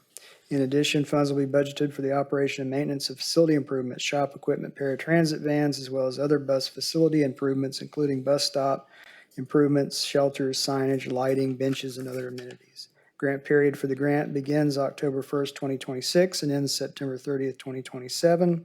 Staff intends to apply for transportation development credits through the Texas Department of Transportation to reduce the city's required local match of $57,476, ideally to get to zero of our local match for the 5339 grant. Under TxDOT's revised process, TDCs may only be requested after the FDA grant application has been submitted. Funding source available for this is from the FTA, TxDOT, as well as the general fund. The administration recommends approval of the resolution. Is there a motion for item number 8? So move. There is a motion and a second for approval of item number 8. And Councilman Hilliard, you have a question? Applied for this before? Have we ever applied for this? Yes. Have we ever gotten it? Yes, this is we get it annual every year. allocations. Okay, cool. Thank you. Councilman Crenshaw. So was this part of the 1.3 in an extra transfer that we had to do that we didn't get approved for 2026? I'll defer to finance. This is an annual allocation that we get every year, Okay, and it's fixed. okay. So we did this same request last year? We do it every year, yes, sir. Okay. And in what we didn't, I guess where I'm trying to get, what did we not get in 2026 that made us have to do the 1.3 million in transfer? What does the 1.3 million represent? I think so. As you know, we're talking.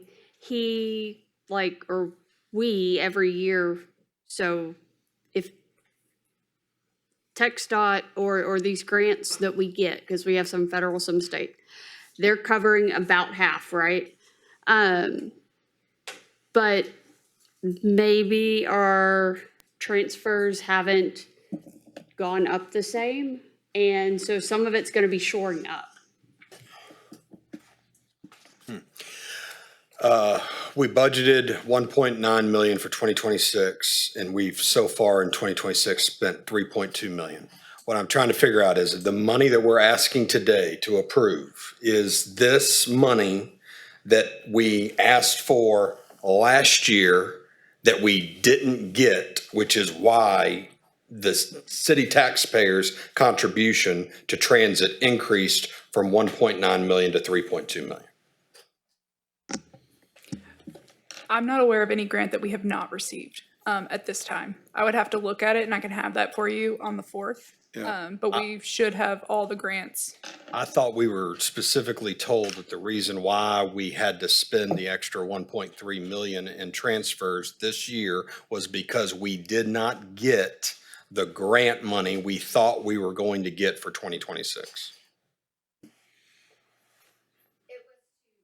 If you can come to this.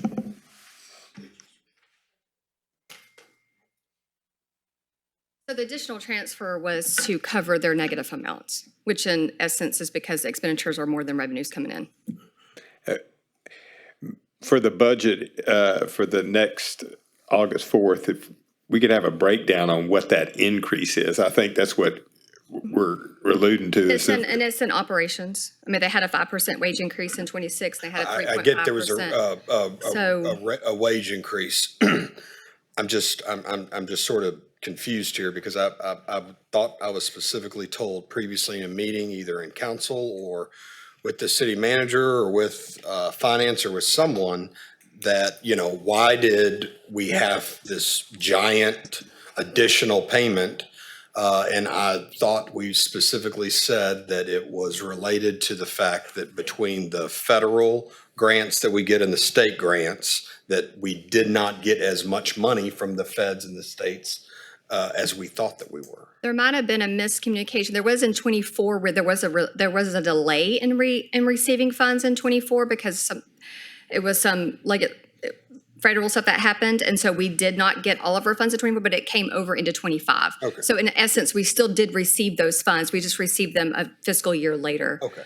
So And Amy, that might I'll have been some of that confusion. And I'm just, looking back at the budget, the revenues for FY '24 is 3.4 million. Then the revenues for 2025 is 8.7 million.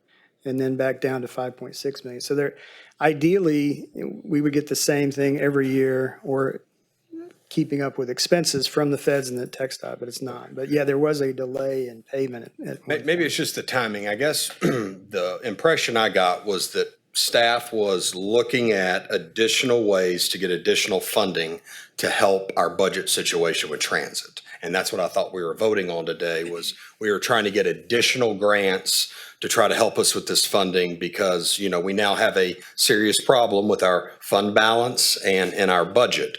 And I thought that that's what we were doing, but it looks like this is just normal routine grants that we apply for every year that you're wanting us to vote to approve. And this isn't in any way going to fix the fact that we're 3.2 million the city taxpayers have to contribute to transit this year. That's correct. This is a normal thing we do every year. There's no additional new monies. Okay. The point of the presentation today was just an update and overview of the system. But yeah, there's no, we're not anticipating, all the numbers on this item is not new money that we expect. Well, in addition to the budget, maybe we need a workshop specific to the budget of transit, because that's a lot of money. And we're talking about right now $6.5 million over budget for 2026 as of right now.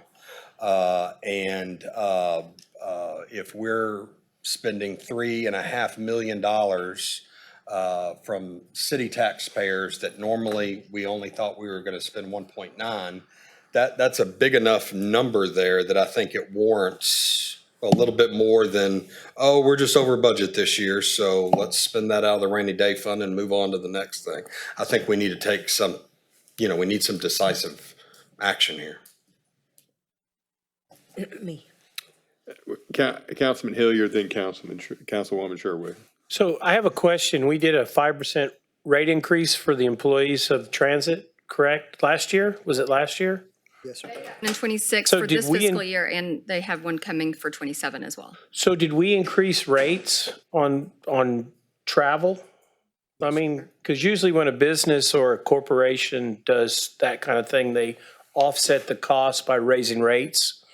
When was the last time we had a rate increase on the transit system? Boy, Probably about 10 years ago. It was $1.25. It's really a waste to increase the rates. I mean, it's costing us $17 per rider. And what are they paying, 50 cents? $1.50. $1.50. Yeah, I mean, you know. Okay. I don't think raising the rates is going to change the situation. Right, unless we're gonna do it to $20 a person anyway. Might help. Councilwoman? That wasn't my question. I done lost my train of thought.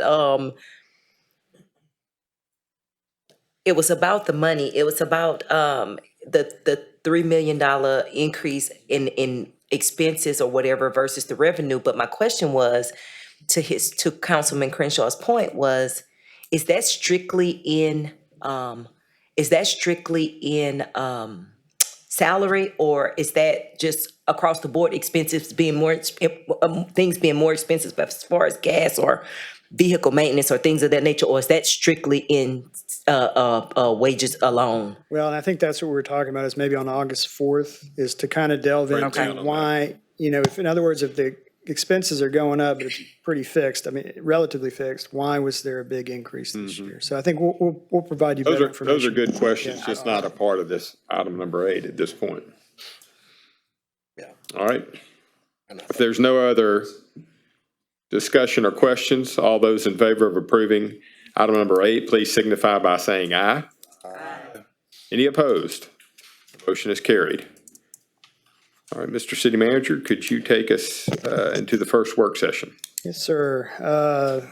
This work session is to review and discuss downtown proactive code enforcement updates. And so I believe we have Jimmy Ingman will present.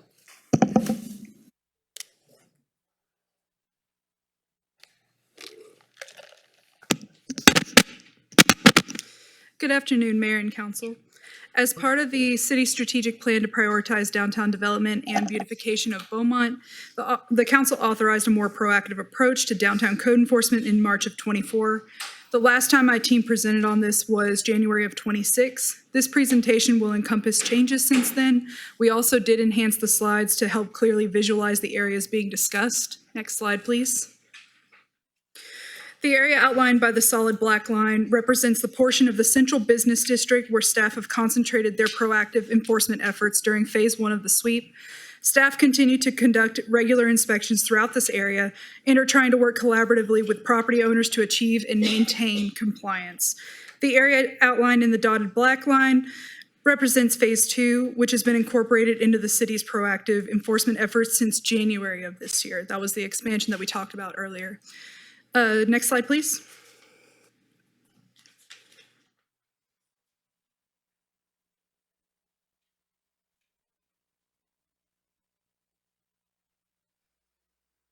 This slide shows all of the properties that have been tagged by staff since the downtown proactive code sweep, which began again in March of '24. Next slide, please. The buildings highlighted in green have completed repairs and are considered code compliant. I sincerely appreciate the property owners for their cooperation and commitment to maintaining their properties to strengthen our downtown. Next slide, please. While some of the properties have made considerable progress and a few are anticipated to achieve compliance, many properties have remained stagnant or even regressed. Properties that are in red are considered unsafe for habitation, which are commonly referred to as red tagged. Next slide, please. This map represents the properties with active charges filed in municipal court due to unresolved code violations.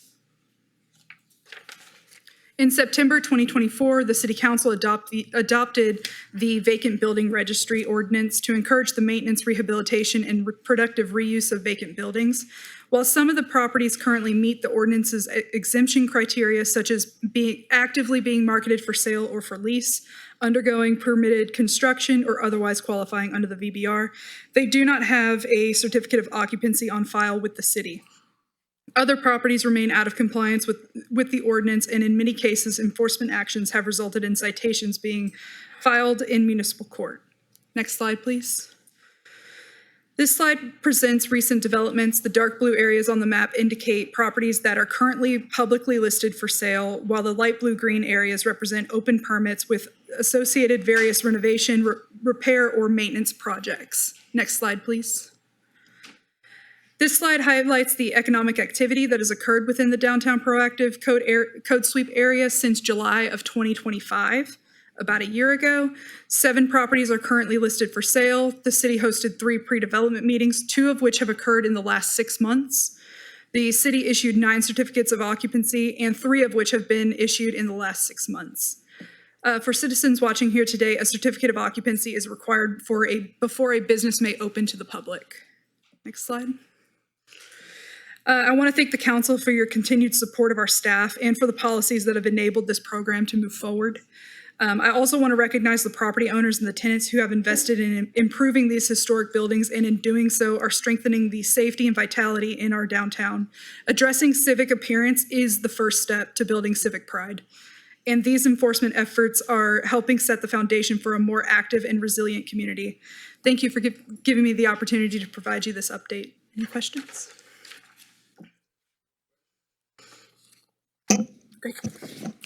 Thank you. Mayor, our next work session is to review and discuss the 312 tax abatement policy, and presenting will be Jess Prince.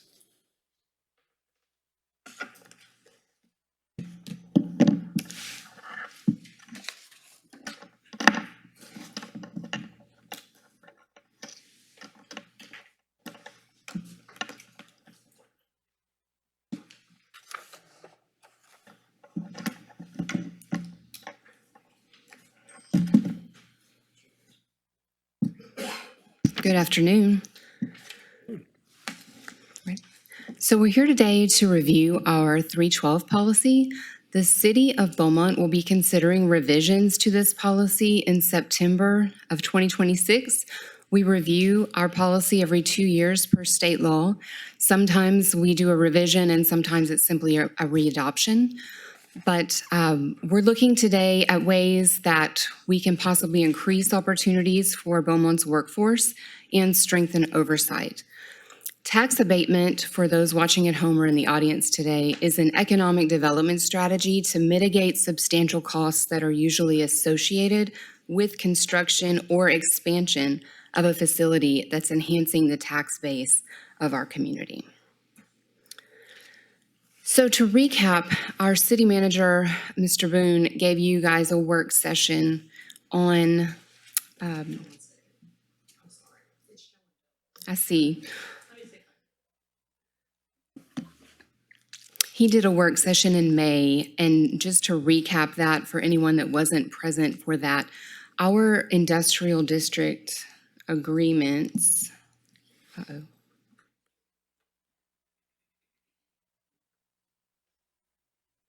You good? Our industrial district agreements account for approximately 12% of our general fund revenues. Abatement periods are typically an initial 10% or less. 10 years or less. We are typically renegotiating these agreements every 7 years. And so the years 1 through 3 are taxed at 80%, while years 4 through 7 are taxed at 75%. A minimum investment for us to even consider this sort of abatement is $500,000 with a 20-person commitment for full-time equivalent employees. And currently, these bullets at the bottom, we're requiring reporting on their local bidding opportunities that they're providing. We're requiring them to speak to us quarterly about their local preference that they're showing for spend and for hire. And we're also asking them for justification on any purchases they're making for these projects that are not local.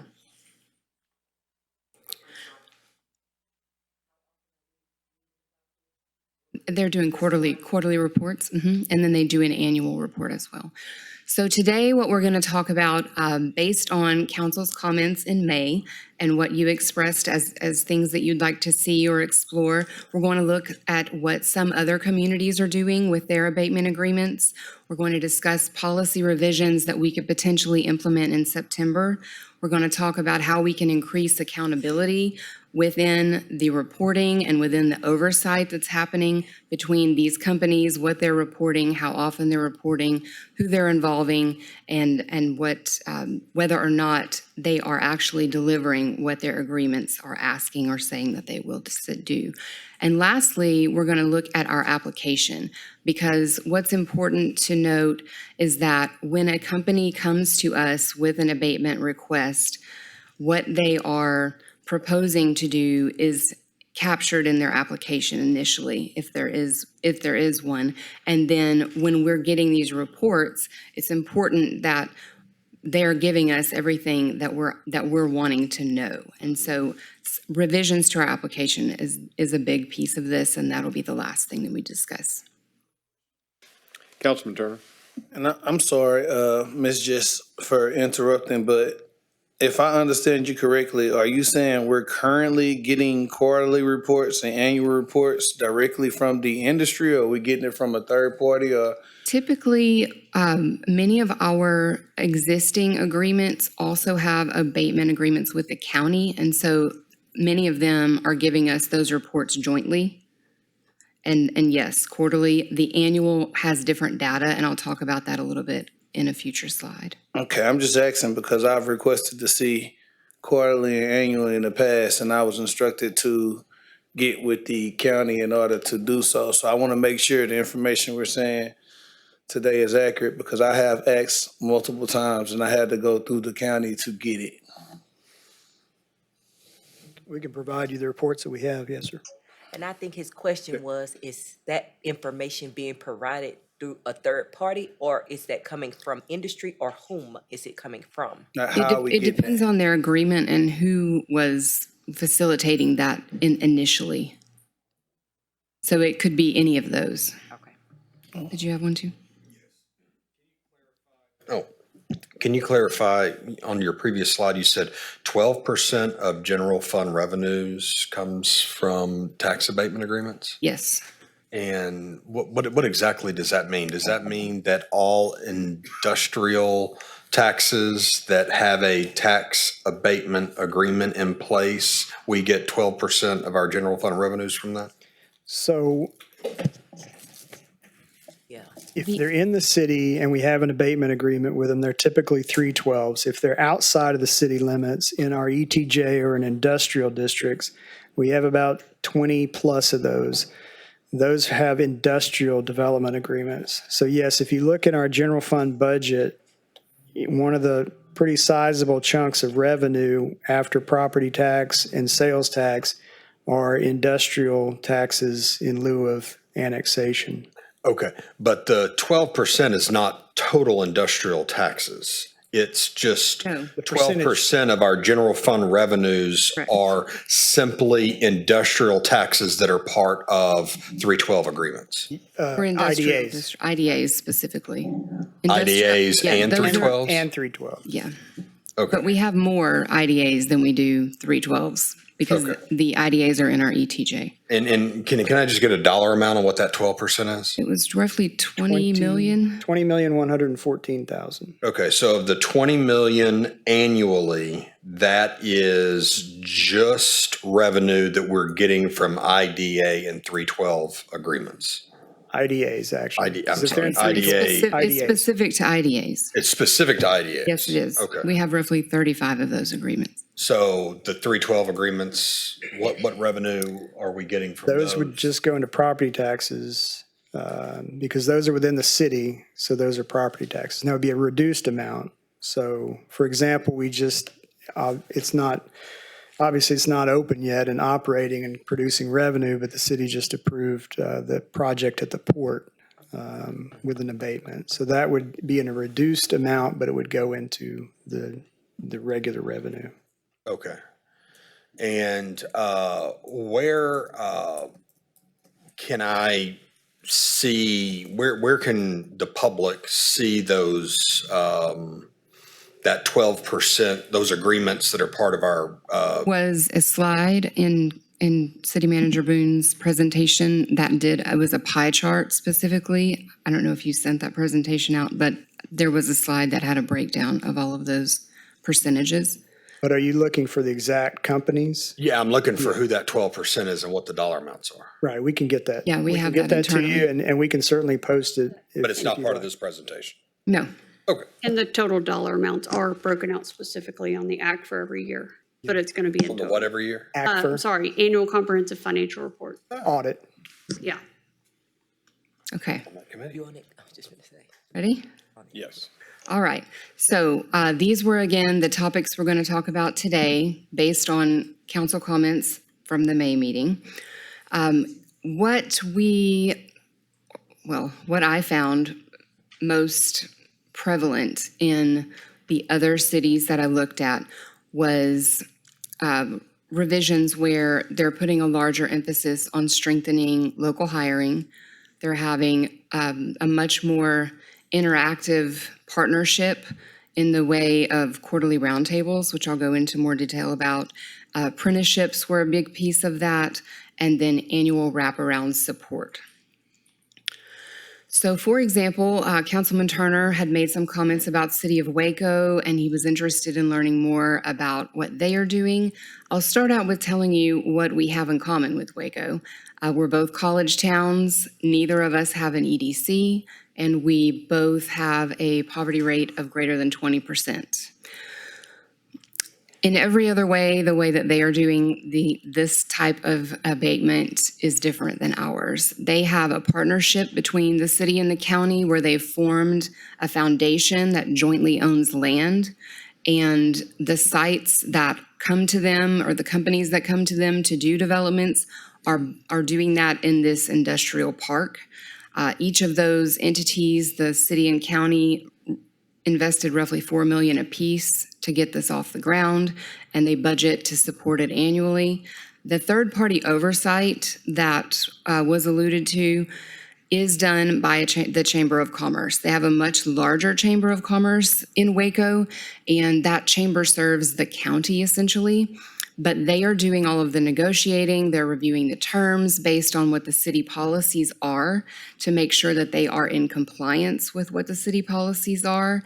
And they are doing monthly reports to the city in terms of their efforts and their outreach to attract this sort of development. They're also involved in the site selection in as much as they can, given that it's specific to an industrial park. They do not create reinvestment zones. They use TIFs in their industrial park, and they are getting away from abatements, actually. They've transitioned predominantly to something called business grants, and those companies that are receiving business grants with the city are essentially paying all of these tax payments and permitting upfront, and then the city is reimbursing them after those payments are made. And so the way that they're ensuring compliance and the way that they're making sure that those performance-based metrics are met is that these reimbursements are not happening until the data is shown in terms of their productivity. So they have the businesses with these grants that are receiving these incentives have contract language that is requiring them to host training programs with their local workforce. They are doing local job fairs in conjunction with their chambers of commerce, but they have very specific language that says if they are not meeting the local jobs and the deliverables of their business grants, then the incentives are not reimbursed. So that's Waco. Harris County. Harris County has recently adopted, actually just in February, and so they don't have any agreements to date that they can provide me some information on, but they included all of these very strong workforce requirements. So they have a minimum job requirement. They have a lot of language in their agreements about competitive market wages and the benefits that these employees will receive. They must, regardless of project size, regardless of capital investment, they must hire at least 50% of their workforce from county residents. They've got to live in the county. 15% construction labor hours for their total project performed has to be performed by workers enrolled in a Department of Labor apprenticeship program. And so their policy is requiring that any company coming to them for these abatements provide them a sustainable workforce development policy. They're not telling them what that looks like, but they are requiring them to provide it. And so that's outlining all of the ways that they're going to work with local partners to make sure that these requirements are being met. They also have a component in their agreement for scholarship opportunities, for training or skills development for local residents that aren't in the workforce but would like to be. They also have an apprenticeship or education program partnerships that's also incorporated. And again, it's very newly adopted. I actually have a call with Harris County Economic Development on Monday to talk about, obviously not how they're enforcing it because it hasn't happened yet, but all the background work that went into it to get to that point. Harris County or Waco? Waco. We like Waco. I can send you guys this whole presentation. Yeah. So City of Dallas, also strong workforce language in their agreements, again with the minimum local jobs requirement. Their competitive market wages and benefits is actually using a living wage calculator that is not specific to Dallas, but I found that interesting because they're requiring them to pay them at least what this calculator is saying for their zip code is the living market wage. So that I hadn't seen that in any other municipality. What's the calculator say about Beaumont? Well, I can get back to you on that. I'd like to know. Yeah, I can send you the link. But again, regardless of project size, they're requiring a minimum of 50% county residents for employees and 15% construction labor hours with apprenticeship program. They're also requiring the sustainable workforce development policy. But what's interesting about their agreement is that they have very specific verbiage, which is in this bottom right corner in green, about the company engaging with the college to serve as an employment partner for workforce program, adult apprenticeship, and to engage students in work-based activities. So above and beyond what the city is doing with the colleges, they're requiring the company to work directly with the college and to show that. Lastly, City of San Antonio, they have what is called wraparound support written into their agreements. And so they have a large piece on training to develop the local workforce, and they have what's called a dedication section. So each calendar year that they are receiving an abatement, they're having to dedicate the equivalent of 10% of their yearly abated value to a dedicated spending account that will be going straight to training, transit, childcare, supportive services for the workers. And they have specific verbiage, which I've put here at the bottom, at least 60 days prior to receiving incentives. Recipients must submit a plan to use the Economic Development Division to confirm and approve use in the programs set forth and deemed acceptable by the city. So they're showing how all of this is already incorporated into their workforce plan prior to even requesting abatement. So another piece that we heard you talk a lot about in response to City Manager Boone's presentation was workforce accountability. And what can we do to increase that, and what does that look like? And so strengthening our local partnerships, including language in our agreements that are on wages specifically, the job fairs and training, and the local construction opportunities for a lot of our subcontractors. But at the end of the day, what we want to do is establish additional oversight. And, you mentioned, I believe Councilman Crenshaw, potentially using our audit committee to have some increased oversight going forward. But all of the cities that that I've talked with and looked at are doing compliance in-house. Their economic development division is handling that. And so I think just creating additional parameters and other deliverables on a more frequent basis would help a lot and go a long way toward that. Because as I mentioned, we're only getting an annual report that includes any sort of employment data. The quarterly reports are more specific to how the dollars they're spending in our local economy with local business for their supplies, but they're not speaking on a regular basis to the number of people that are employed, how many of them are local, any sort of apprenticeship programs. That's an annual report that comes after the fact. And so looking at that doesn't really help us because it was a year ago, so it's hard to say that it's current data.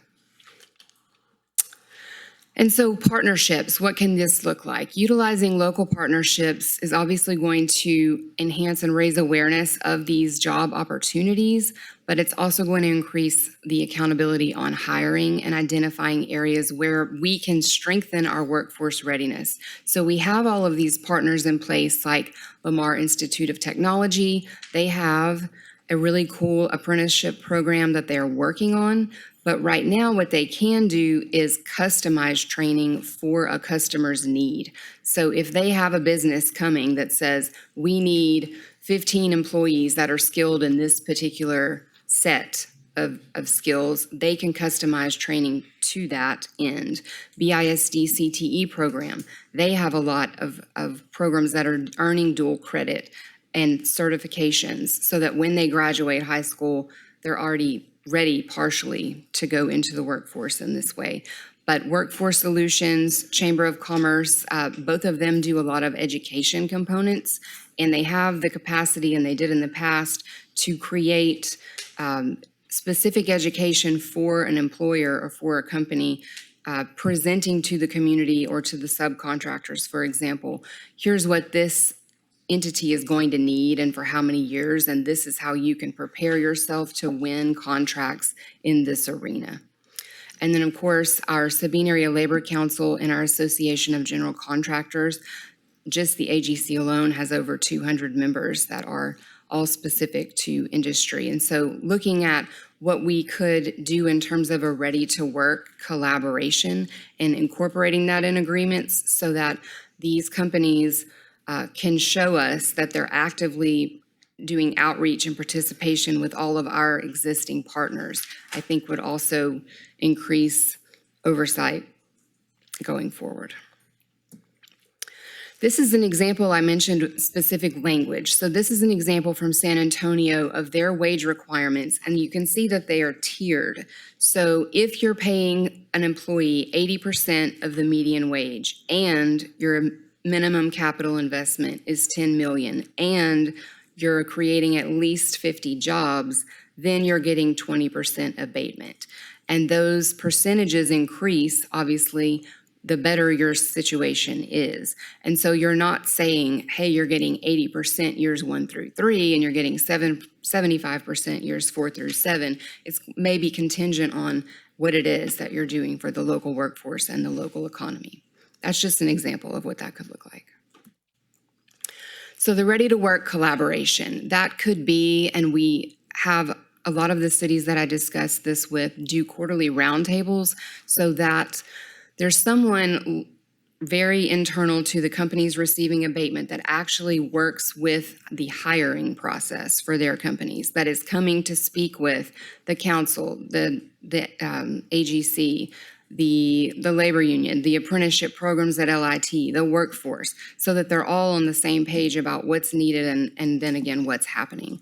They can co-host these job fairs that if we were to require them in agreement in tandem with either Chamber of Commerce or LIT or any other entity. I think BISD also does job fairs, but having those education pieces and then a way for our local construction opportunities to really be brought to light for all of those local contractors are just things that we could implement. Now, I spoke earlier about the importance of our application. Right now, our application is a PDF file. It's online. But if we were to make it actually hosted on the website and fillable, it would email staff an Excel with all of the fields from their application filled out. And it would make it much easier for compliance and for reporting for us to have that all in a database that says, okay, here's year one of your abatement. Here's your quarterly report. Here's how many employees you said you were going to have by this time. And here's what your application said. Here's what you actually have. And so, of course, that would make it a lot easier for us to incorporate more compliance. The employment impact pay range is something that I'd like to see included in our application. We have some vague language now that says, you can apply or supply that information to us, but I think it would be helpful to see that on every single case. Competitive citing narrative, which I have a cite on here in a minute, is the but-for piece that talks about, if they weren't to receive an abatement, then they couldn't do the project here. Or the reason they're doing the project here is because they're getting the abatement. And then community impact. We had a discussion back in May during Mr. Boone's presentation about an economic impact study that a third party is typically, completing. But if it were to be a community impact study instead, it would consider a lot of other factors in addition to the basic economic data. And I think it would give us a better picture of how our community will benefit from these projects. We'd also like to implement the fact that the application be completed for all of our IDA agreements. Those are these industrial district agreements that are making up 12% of our general fund. And so requiring them to do this application as well, I think would be very significant in monitoring any sort of compliance. So what is the community impact piece? That would include asking questions like, how much do you estimate sales tax to be generated from this project? What is the estimated impact on any nearby businesses or existing office facilities? What is the estimated impact on our housing market and our local school districts? Is there an environmental impact? And how will local business competition that's already here be impacted by the granting of this abatement? Will this project attract any new business to Beaumont? And the but for tax abatement, the project would not be constructed here. So this is what an example of a competitive citing narrative requirement looks like. This is an example from Harris County again, but it's asking them to provide reasons for seeking abatement, including any special considerations.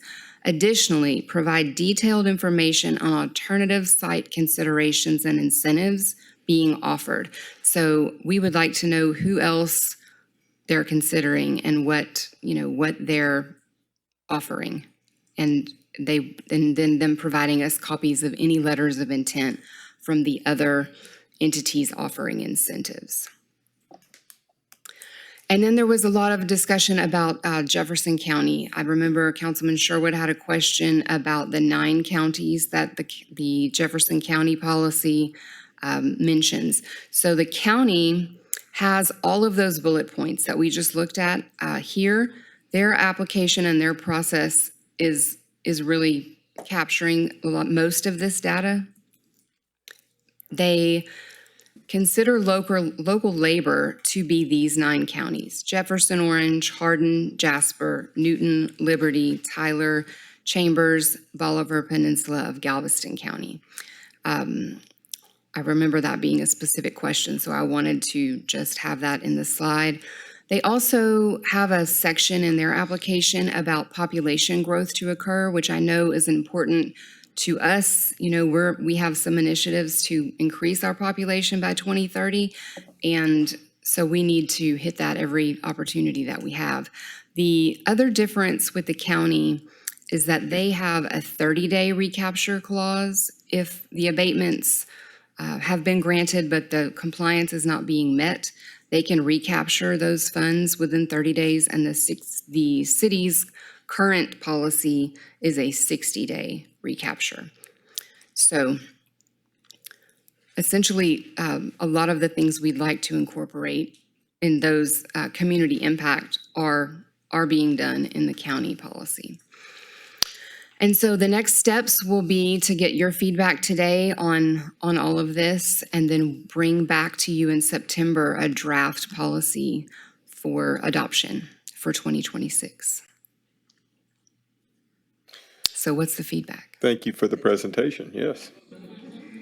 Good job. Yeah. Thank you. I got more information out of that than I got out of economic development in the last year and a half. Right. Happy to help. Councilman Turner? Well, man, first and foremost, man, I'm not gonna sugarcoat it. I've been kind of contemplating and pushing back with this for almost over 4 years since I've been on council. That's how I know the city doesn't get the direct reports from the industry. We have to go through the county to get it. And that's something I'm not okay with at all, especially when we're the ones that are giving the abatements and we're the ones that have to sit in there and negotiate it. And I also was real big on Waco's policies because I was able to actually go out there and sit with some council members, and they let me visit with staff to kind of learn about it. And that's how I knew it would be beneficial for the city of Beaumont if we can explore some of those and see how it can work for us. I'm leaning more towards, and I know you want feedback from all of us, but I really like what Waco is doing with some collaborations or some things that are happening in the Houston and San Antonio area with the 15%. For apprenticeships or for local hire? The apprenticeships and of course the local hiring. I think that's something we kind of toyed around on. We say we're doing it, but we don't have any measurables to ensure that it's actually taking place. And I think with strengthening that application and being very specific in what it is that we want to see, it will help us immensely toward reaching that goal. Yeah, and I also like the fact of the transparency of the competitiveness. If when we know as a city what we're actually competing with, we actually physically seeing it. There's nothing wrong with just transparency and putting it all out there. So I'm in favor of that as well, because a lot of residents right now, I think we all can see the impact when we're looking at finances and revenues coming in. We want to make sure we're negotiating in the best interest of the city. And in my opinion, I think that's something we haven't done well and we can strengthen. And I appreciate that we're taking the measurables to actually do that. Again, it's not an attack, but you want to make sure when you're giving things, you're getting the best return on investment for what you're actually giving out. And I think we've improving in that. We're talking about this today. So I really like what Waco's doing. I really like the 15%. And I really like the extra layer of oversight, whether it be the chamber or whether it be us appointing people within certain realms to serve on it, similar to how we do with CVB. Yeah, You have to have and certain people. Yeah, I had so many conversations with all of those partners that were listed over the last, 2-3 weeks with LIT, with BISD, with Workforce Solutions, certainly with the chamber. They're all very interested in seeing the next steps on this, and we're all very supportive of being involved. And so, whether it's, we did discuss that when these projects come to us initially, there's a lot of confidentiality around it. And so it being internal is important in the beginning, but in terms of the workforce hire, the local hire, the apprenticeship programs, having that everybody at the table in a quarterly meeting would certainly, I think help a lot and it may lead to additional collaboration as well. Was that pretty unique about the holdback of the funds and then releasing after the numbers come out? That was only Waco. They're the only city that's doing a business grant instead of an abatement agreement. And I think, they are a different situation because they own their own land, they have a foundation, they're partnered, their budget is much higher than ours. And so, they're setting aside millions of dollars to do that every year. And so they have a very unique situation. But it sure is a good way to Yeah. Get verifiable data because they're it going is. to want their money. And I do want to clarify, we don't just receive quarterly reports from the county. I was simply saying that it's typically the same entity sending the reports. And so sometimes it's like an email blast to all the entities that are giving abatements to that company. Okay. Councilman Williams, I know had a question. I mean, I like everything that was presented. I guess my main question is in using like Waco and San Antonio, there's a big geographic difference. I wonder, there's got to be a difference amongst industries that they're dealing with versus what we're dealing with. There are, and we're in a unique geographic location, obviously because of our port and being coastal.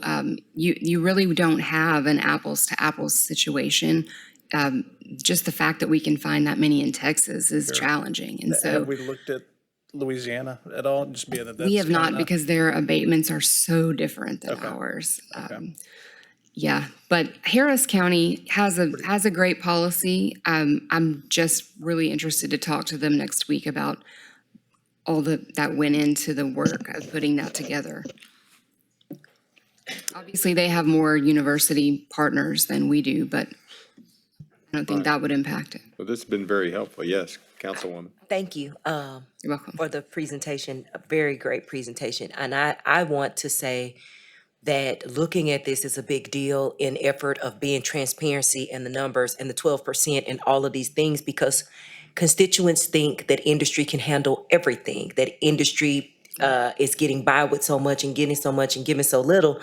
When we can get some numbers and transparency out there, then we can figure out what industry can actually contribute, what their contribution should be, and where we stand with the money and the funds or the incentives or whatever we're getting versus what we're getting, and what all we can expect them to produce and do versus what's not inside of our wheelhouse to do. And constituents think that industry can come in and solve all things. Well, and it is not a realistic expectation that all of their hires would be Beaumont residents, because of some of their workforce is thousands of people over years. And so just strengthening our local hire requirements and getting a better sense of the efforts that they are making, instead of just saying, oh, it was our best effort. No, we want to see how many people, how many job fairs, how many meetings you had, and all of those things, I think would go a long way. I'm excited about the new application process that will start in the front so we can have measurable, tangible things that metrics that we can use to produce for constituents. And the transparency is important because, of course, perception is reality. Yep. Good job. All right. Any other questions? Doesn't appear to be any. Thank you. All right, thank you. And before we go into council member comments, I want to remind everybody that we'll be recessing into executive session on a matter in which the duty of the attorney to the government body under the Texas disciplinary rules of professional conduct of the State Bar of Texas clearly conflicts with this chapter in accordance with section 551.071 of the Government Code, to wit, an opinion of the city attorney regarding potential Texas Commission on Environmental Quality, TCEQ violations. And with that, we're going to start with council member comments, and I believe it's Councilman Duria's time. Yeah, good. Thank you for holding me. Sure.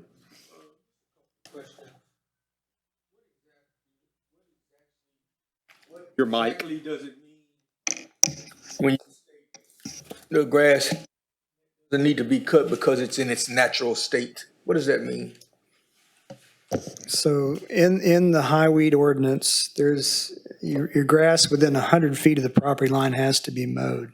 Now, we have parts of the city that are wooded. We have parts of the city that may be cultivated. And so obviously there are parts of the city where the grass may be high, but it's uncultivated growth. But we can get you some pictures as examples to say, all right, this is a lot that has to be mowed, and this is this is. But what I'm asking, and the reason I'm asking that, Mr. Paul, what he was explaining was his neighbors didn't cut the yard, and it butts right up to his.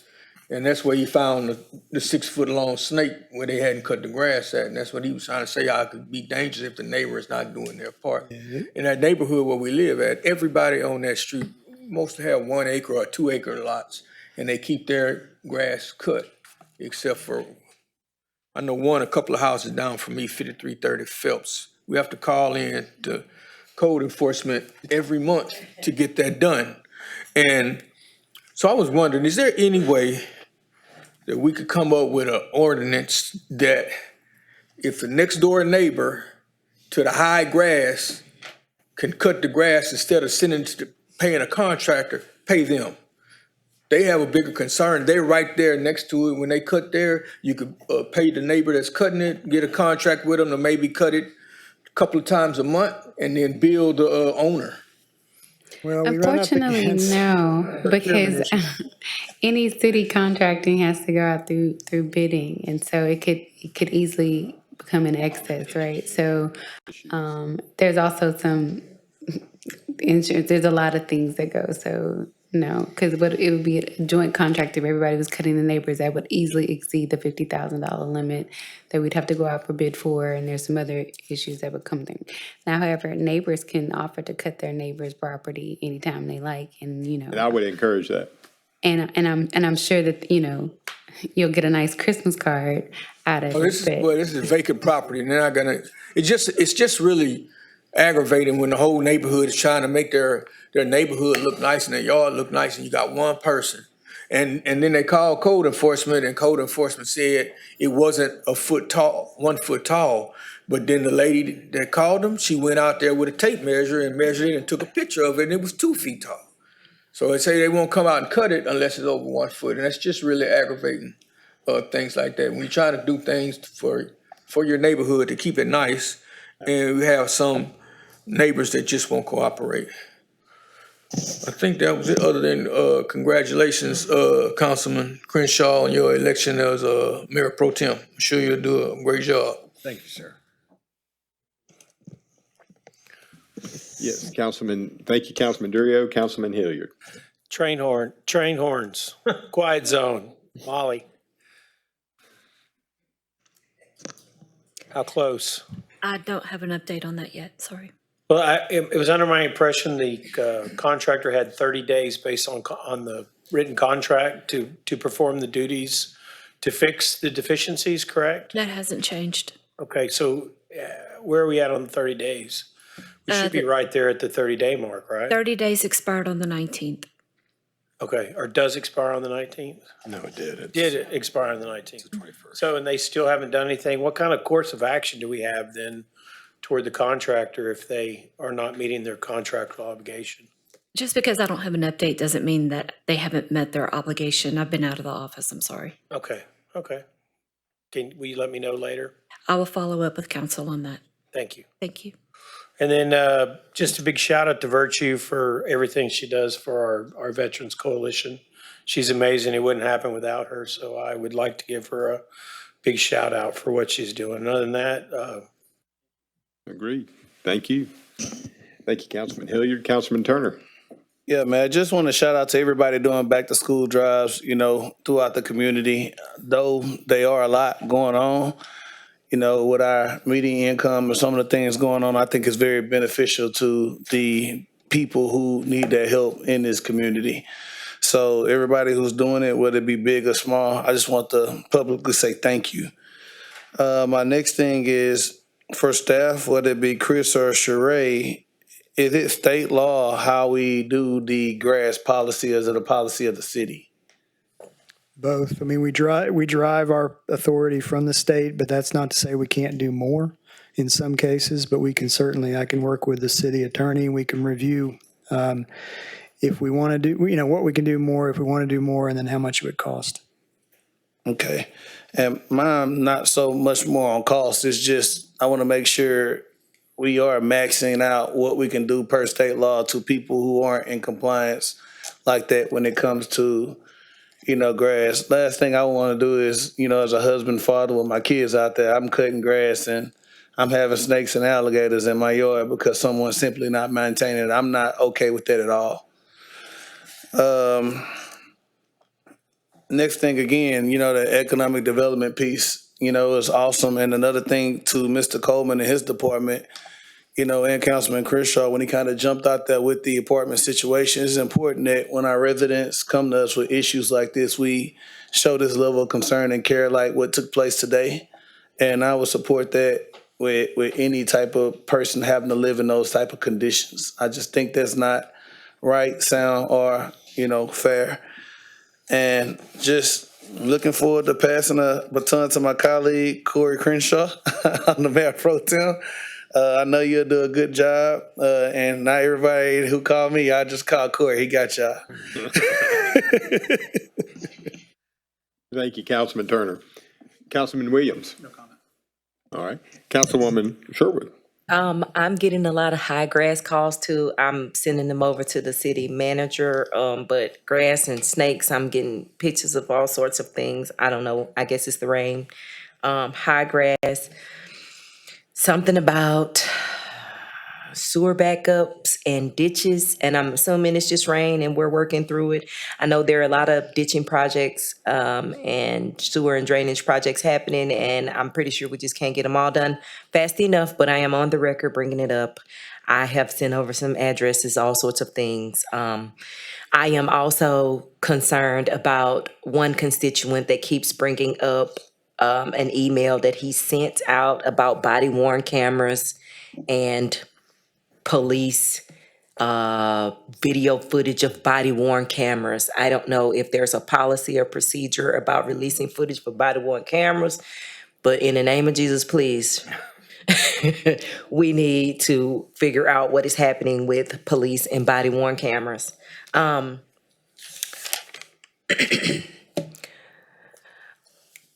Other than that, it's a great day in Beaumont. Congratulations, good job, and praying for parents as they go back to school and prepare for back to school. Thank you. Thank you, Councilwoman. Councilman Crenshaw? Thank you, Mr. Mayor. First off, yes, thank you to my fellow council members for the vote of confidence and faith today in being your mayor pro tem. That's a great honor, and I am very appreciative and humbled by that. I hope that my short term in office, I've shown that this is a city that I was born in, grew up in, care greatly for, and really do want to see Beaumont achieve bigger and better things and move forward. And it's not a job that I just sit up here and preach and don't try to actually do things that matter to everyone and everyday citizens. But I will,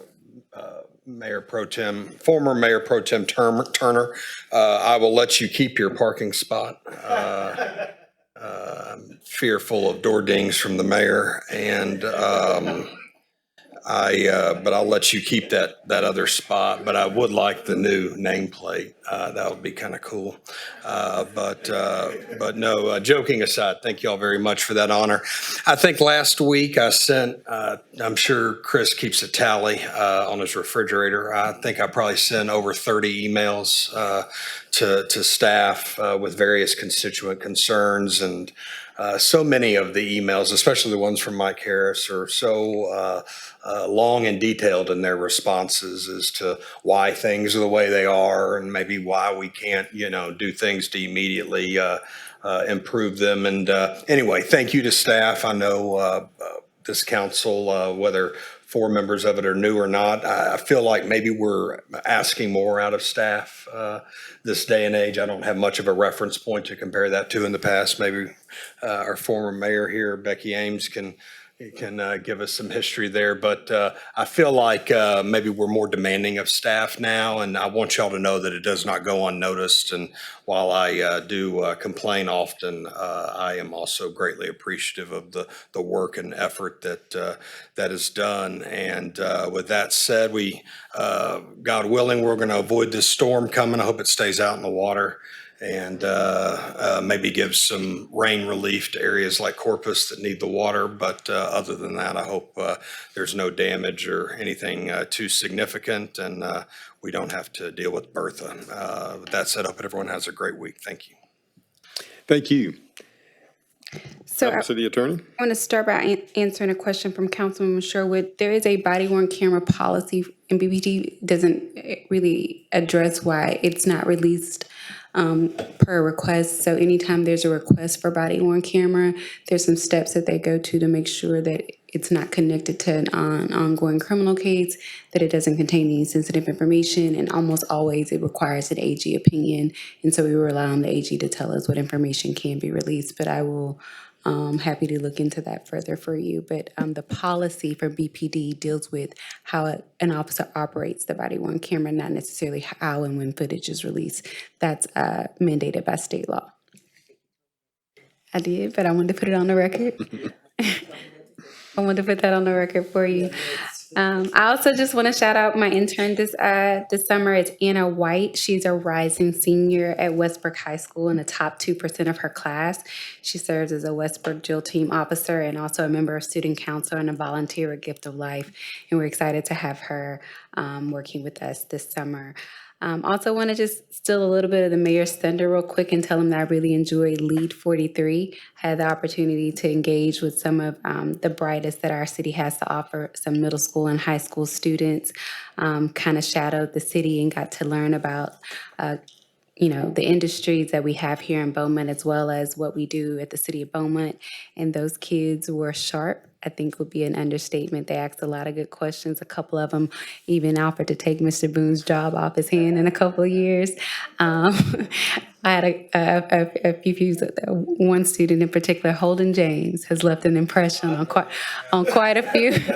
Mr. James has left quite an impression on a lot of our city employees. He, in reference to mayor, says, "Do you have any questions for me?" He said, "No, I know what you do. I want to know what Mr. Boone does."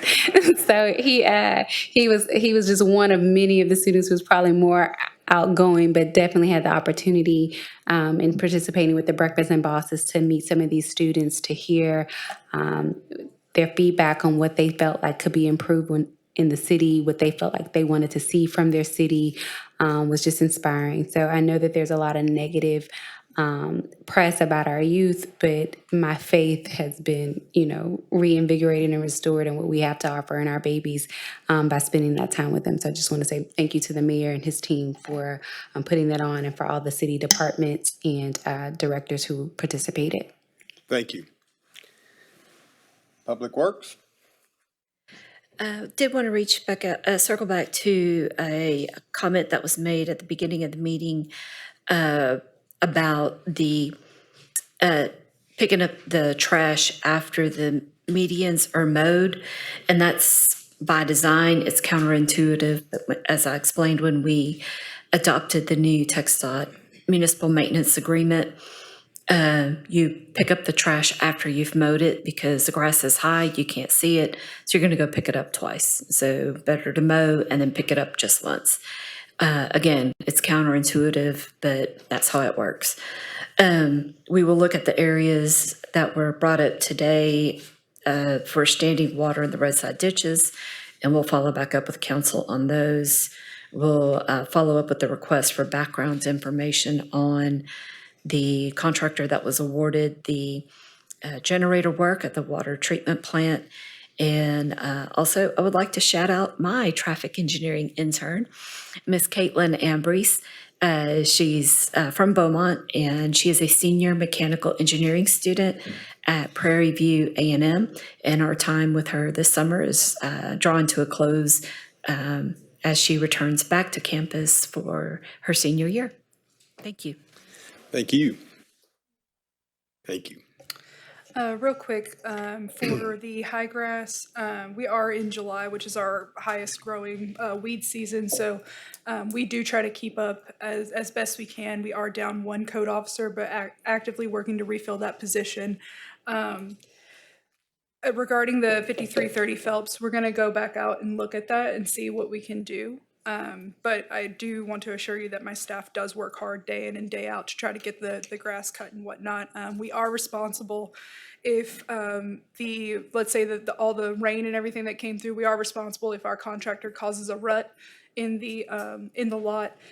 So they are hesitant to cut when they can't get their equipment onto the lot properly. So that is something that we're facing right now with all the heavy rains that we just received. But thank you guys for your patience, but we are actively addressing those lots. Thank you. Congratulations to Councilmember Crenshaw on being elected as Mayor Pro Tem. And let me be clear to understand, you do not want your spot moved next to the mayor? Yes, you want to stay where you are? Just want to make sure. Okay, you're going to do that until January or, Yeah. Okay, all right, we're going to kick him out. I just want to make sure so we can have the plates changed. But congratulations, thank you. Yes, Mr. City Manager. Yes, so congratulations to Mr. Crenshaw, Councilman Crenshaw, on being elected Mayor Pro Tem. I would like to echo the city attorney's comments. I really enjoyed the Friday breakfast with the boss as part of the Mayor's Lead 43. It was truly inspiring to visit with these young people who are so bright, and I look forward to seeing what some of them do in the future. Real quickly, I'd like to thank the staff that presented today and fielded questions. I appreciate what they do, and as well as the staff outside these four walls and them making it all happen day to day. And then finally, as was alluded to earlier, I think by the mayor, August 4th at 10:30, we are planning to do a follow-up budget work session just because of the particular challenges this year. So I just think that would be a good idea, August 4th at 10:30 in the council chambers. But that's all I have. Thank you. Thank you, Mr. City Manager. Normally, there is the proclamation and presentations on the 4th, but we didn't have any, so it works out. So that was already on the schedule. Again, I want to appreciate Leadership 43. The Leadership Academy was tremendous. The 26 kids that got to participate. And you know, it's very encouraging when you get to be around these young scholars, because you see that the future is bright. And one reason I'll continue to encourage people to volunteer and getting into the schools and mentoring as they're available. I know a lot of people that are discussing what is happening in schools, maybe it hadn't been there 20, 30 years or, long time. And when you go, I make it a point to have continued to go. It is very encouraging because they certainly have problems, but there's a lot of good students, a lot of good young people growing up, and I think sometimes that gets lost in the media, and there's a lot of negativity. Lead 43 also continued on Sunday Fun Day in partnership with Lamar University, which Entergy was the title sponsor, and we had about 800 people come through the rec center there at Sheila Humphrey. It was a very wonderful event. We had 45 different vendors there, and lots of door prizes and bounce houses and rock walls and free food. So people had a good time. And I did not climb the rock wall. I was over the age limit. I did receive I was asked to specifically say there are many backpack drives, and the 100+ Black Women Coalition of Beaumont is also having one for pre-K through 12th grade at Odom, Saturday, August 1st, which is on West Virginia, and it'll start at 9 a.m. until supplies last.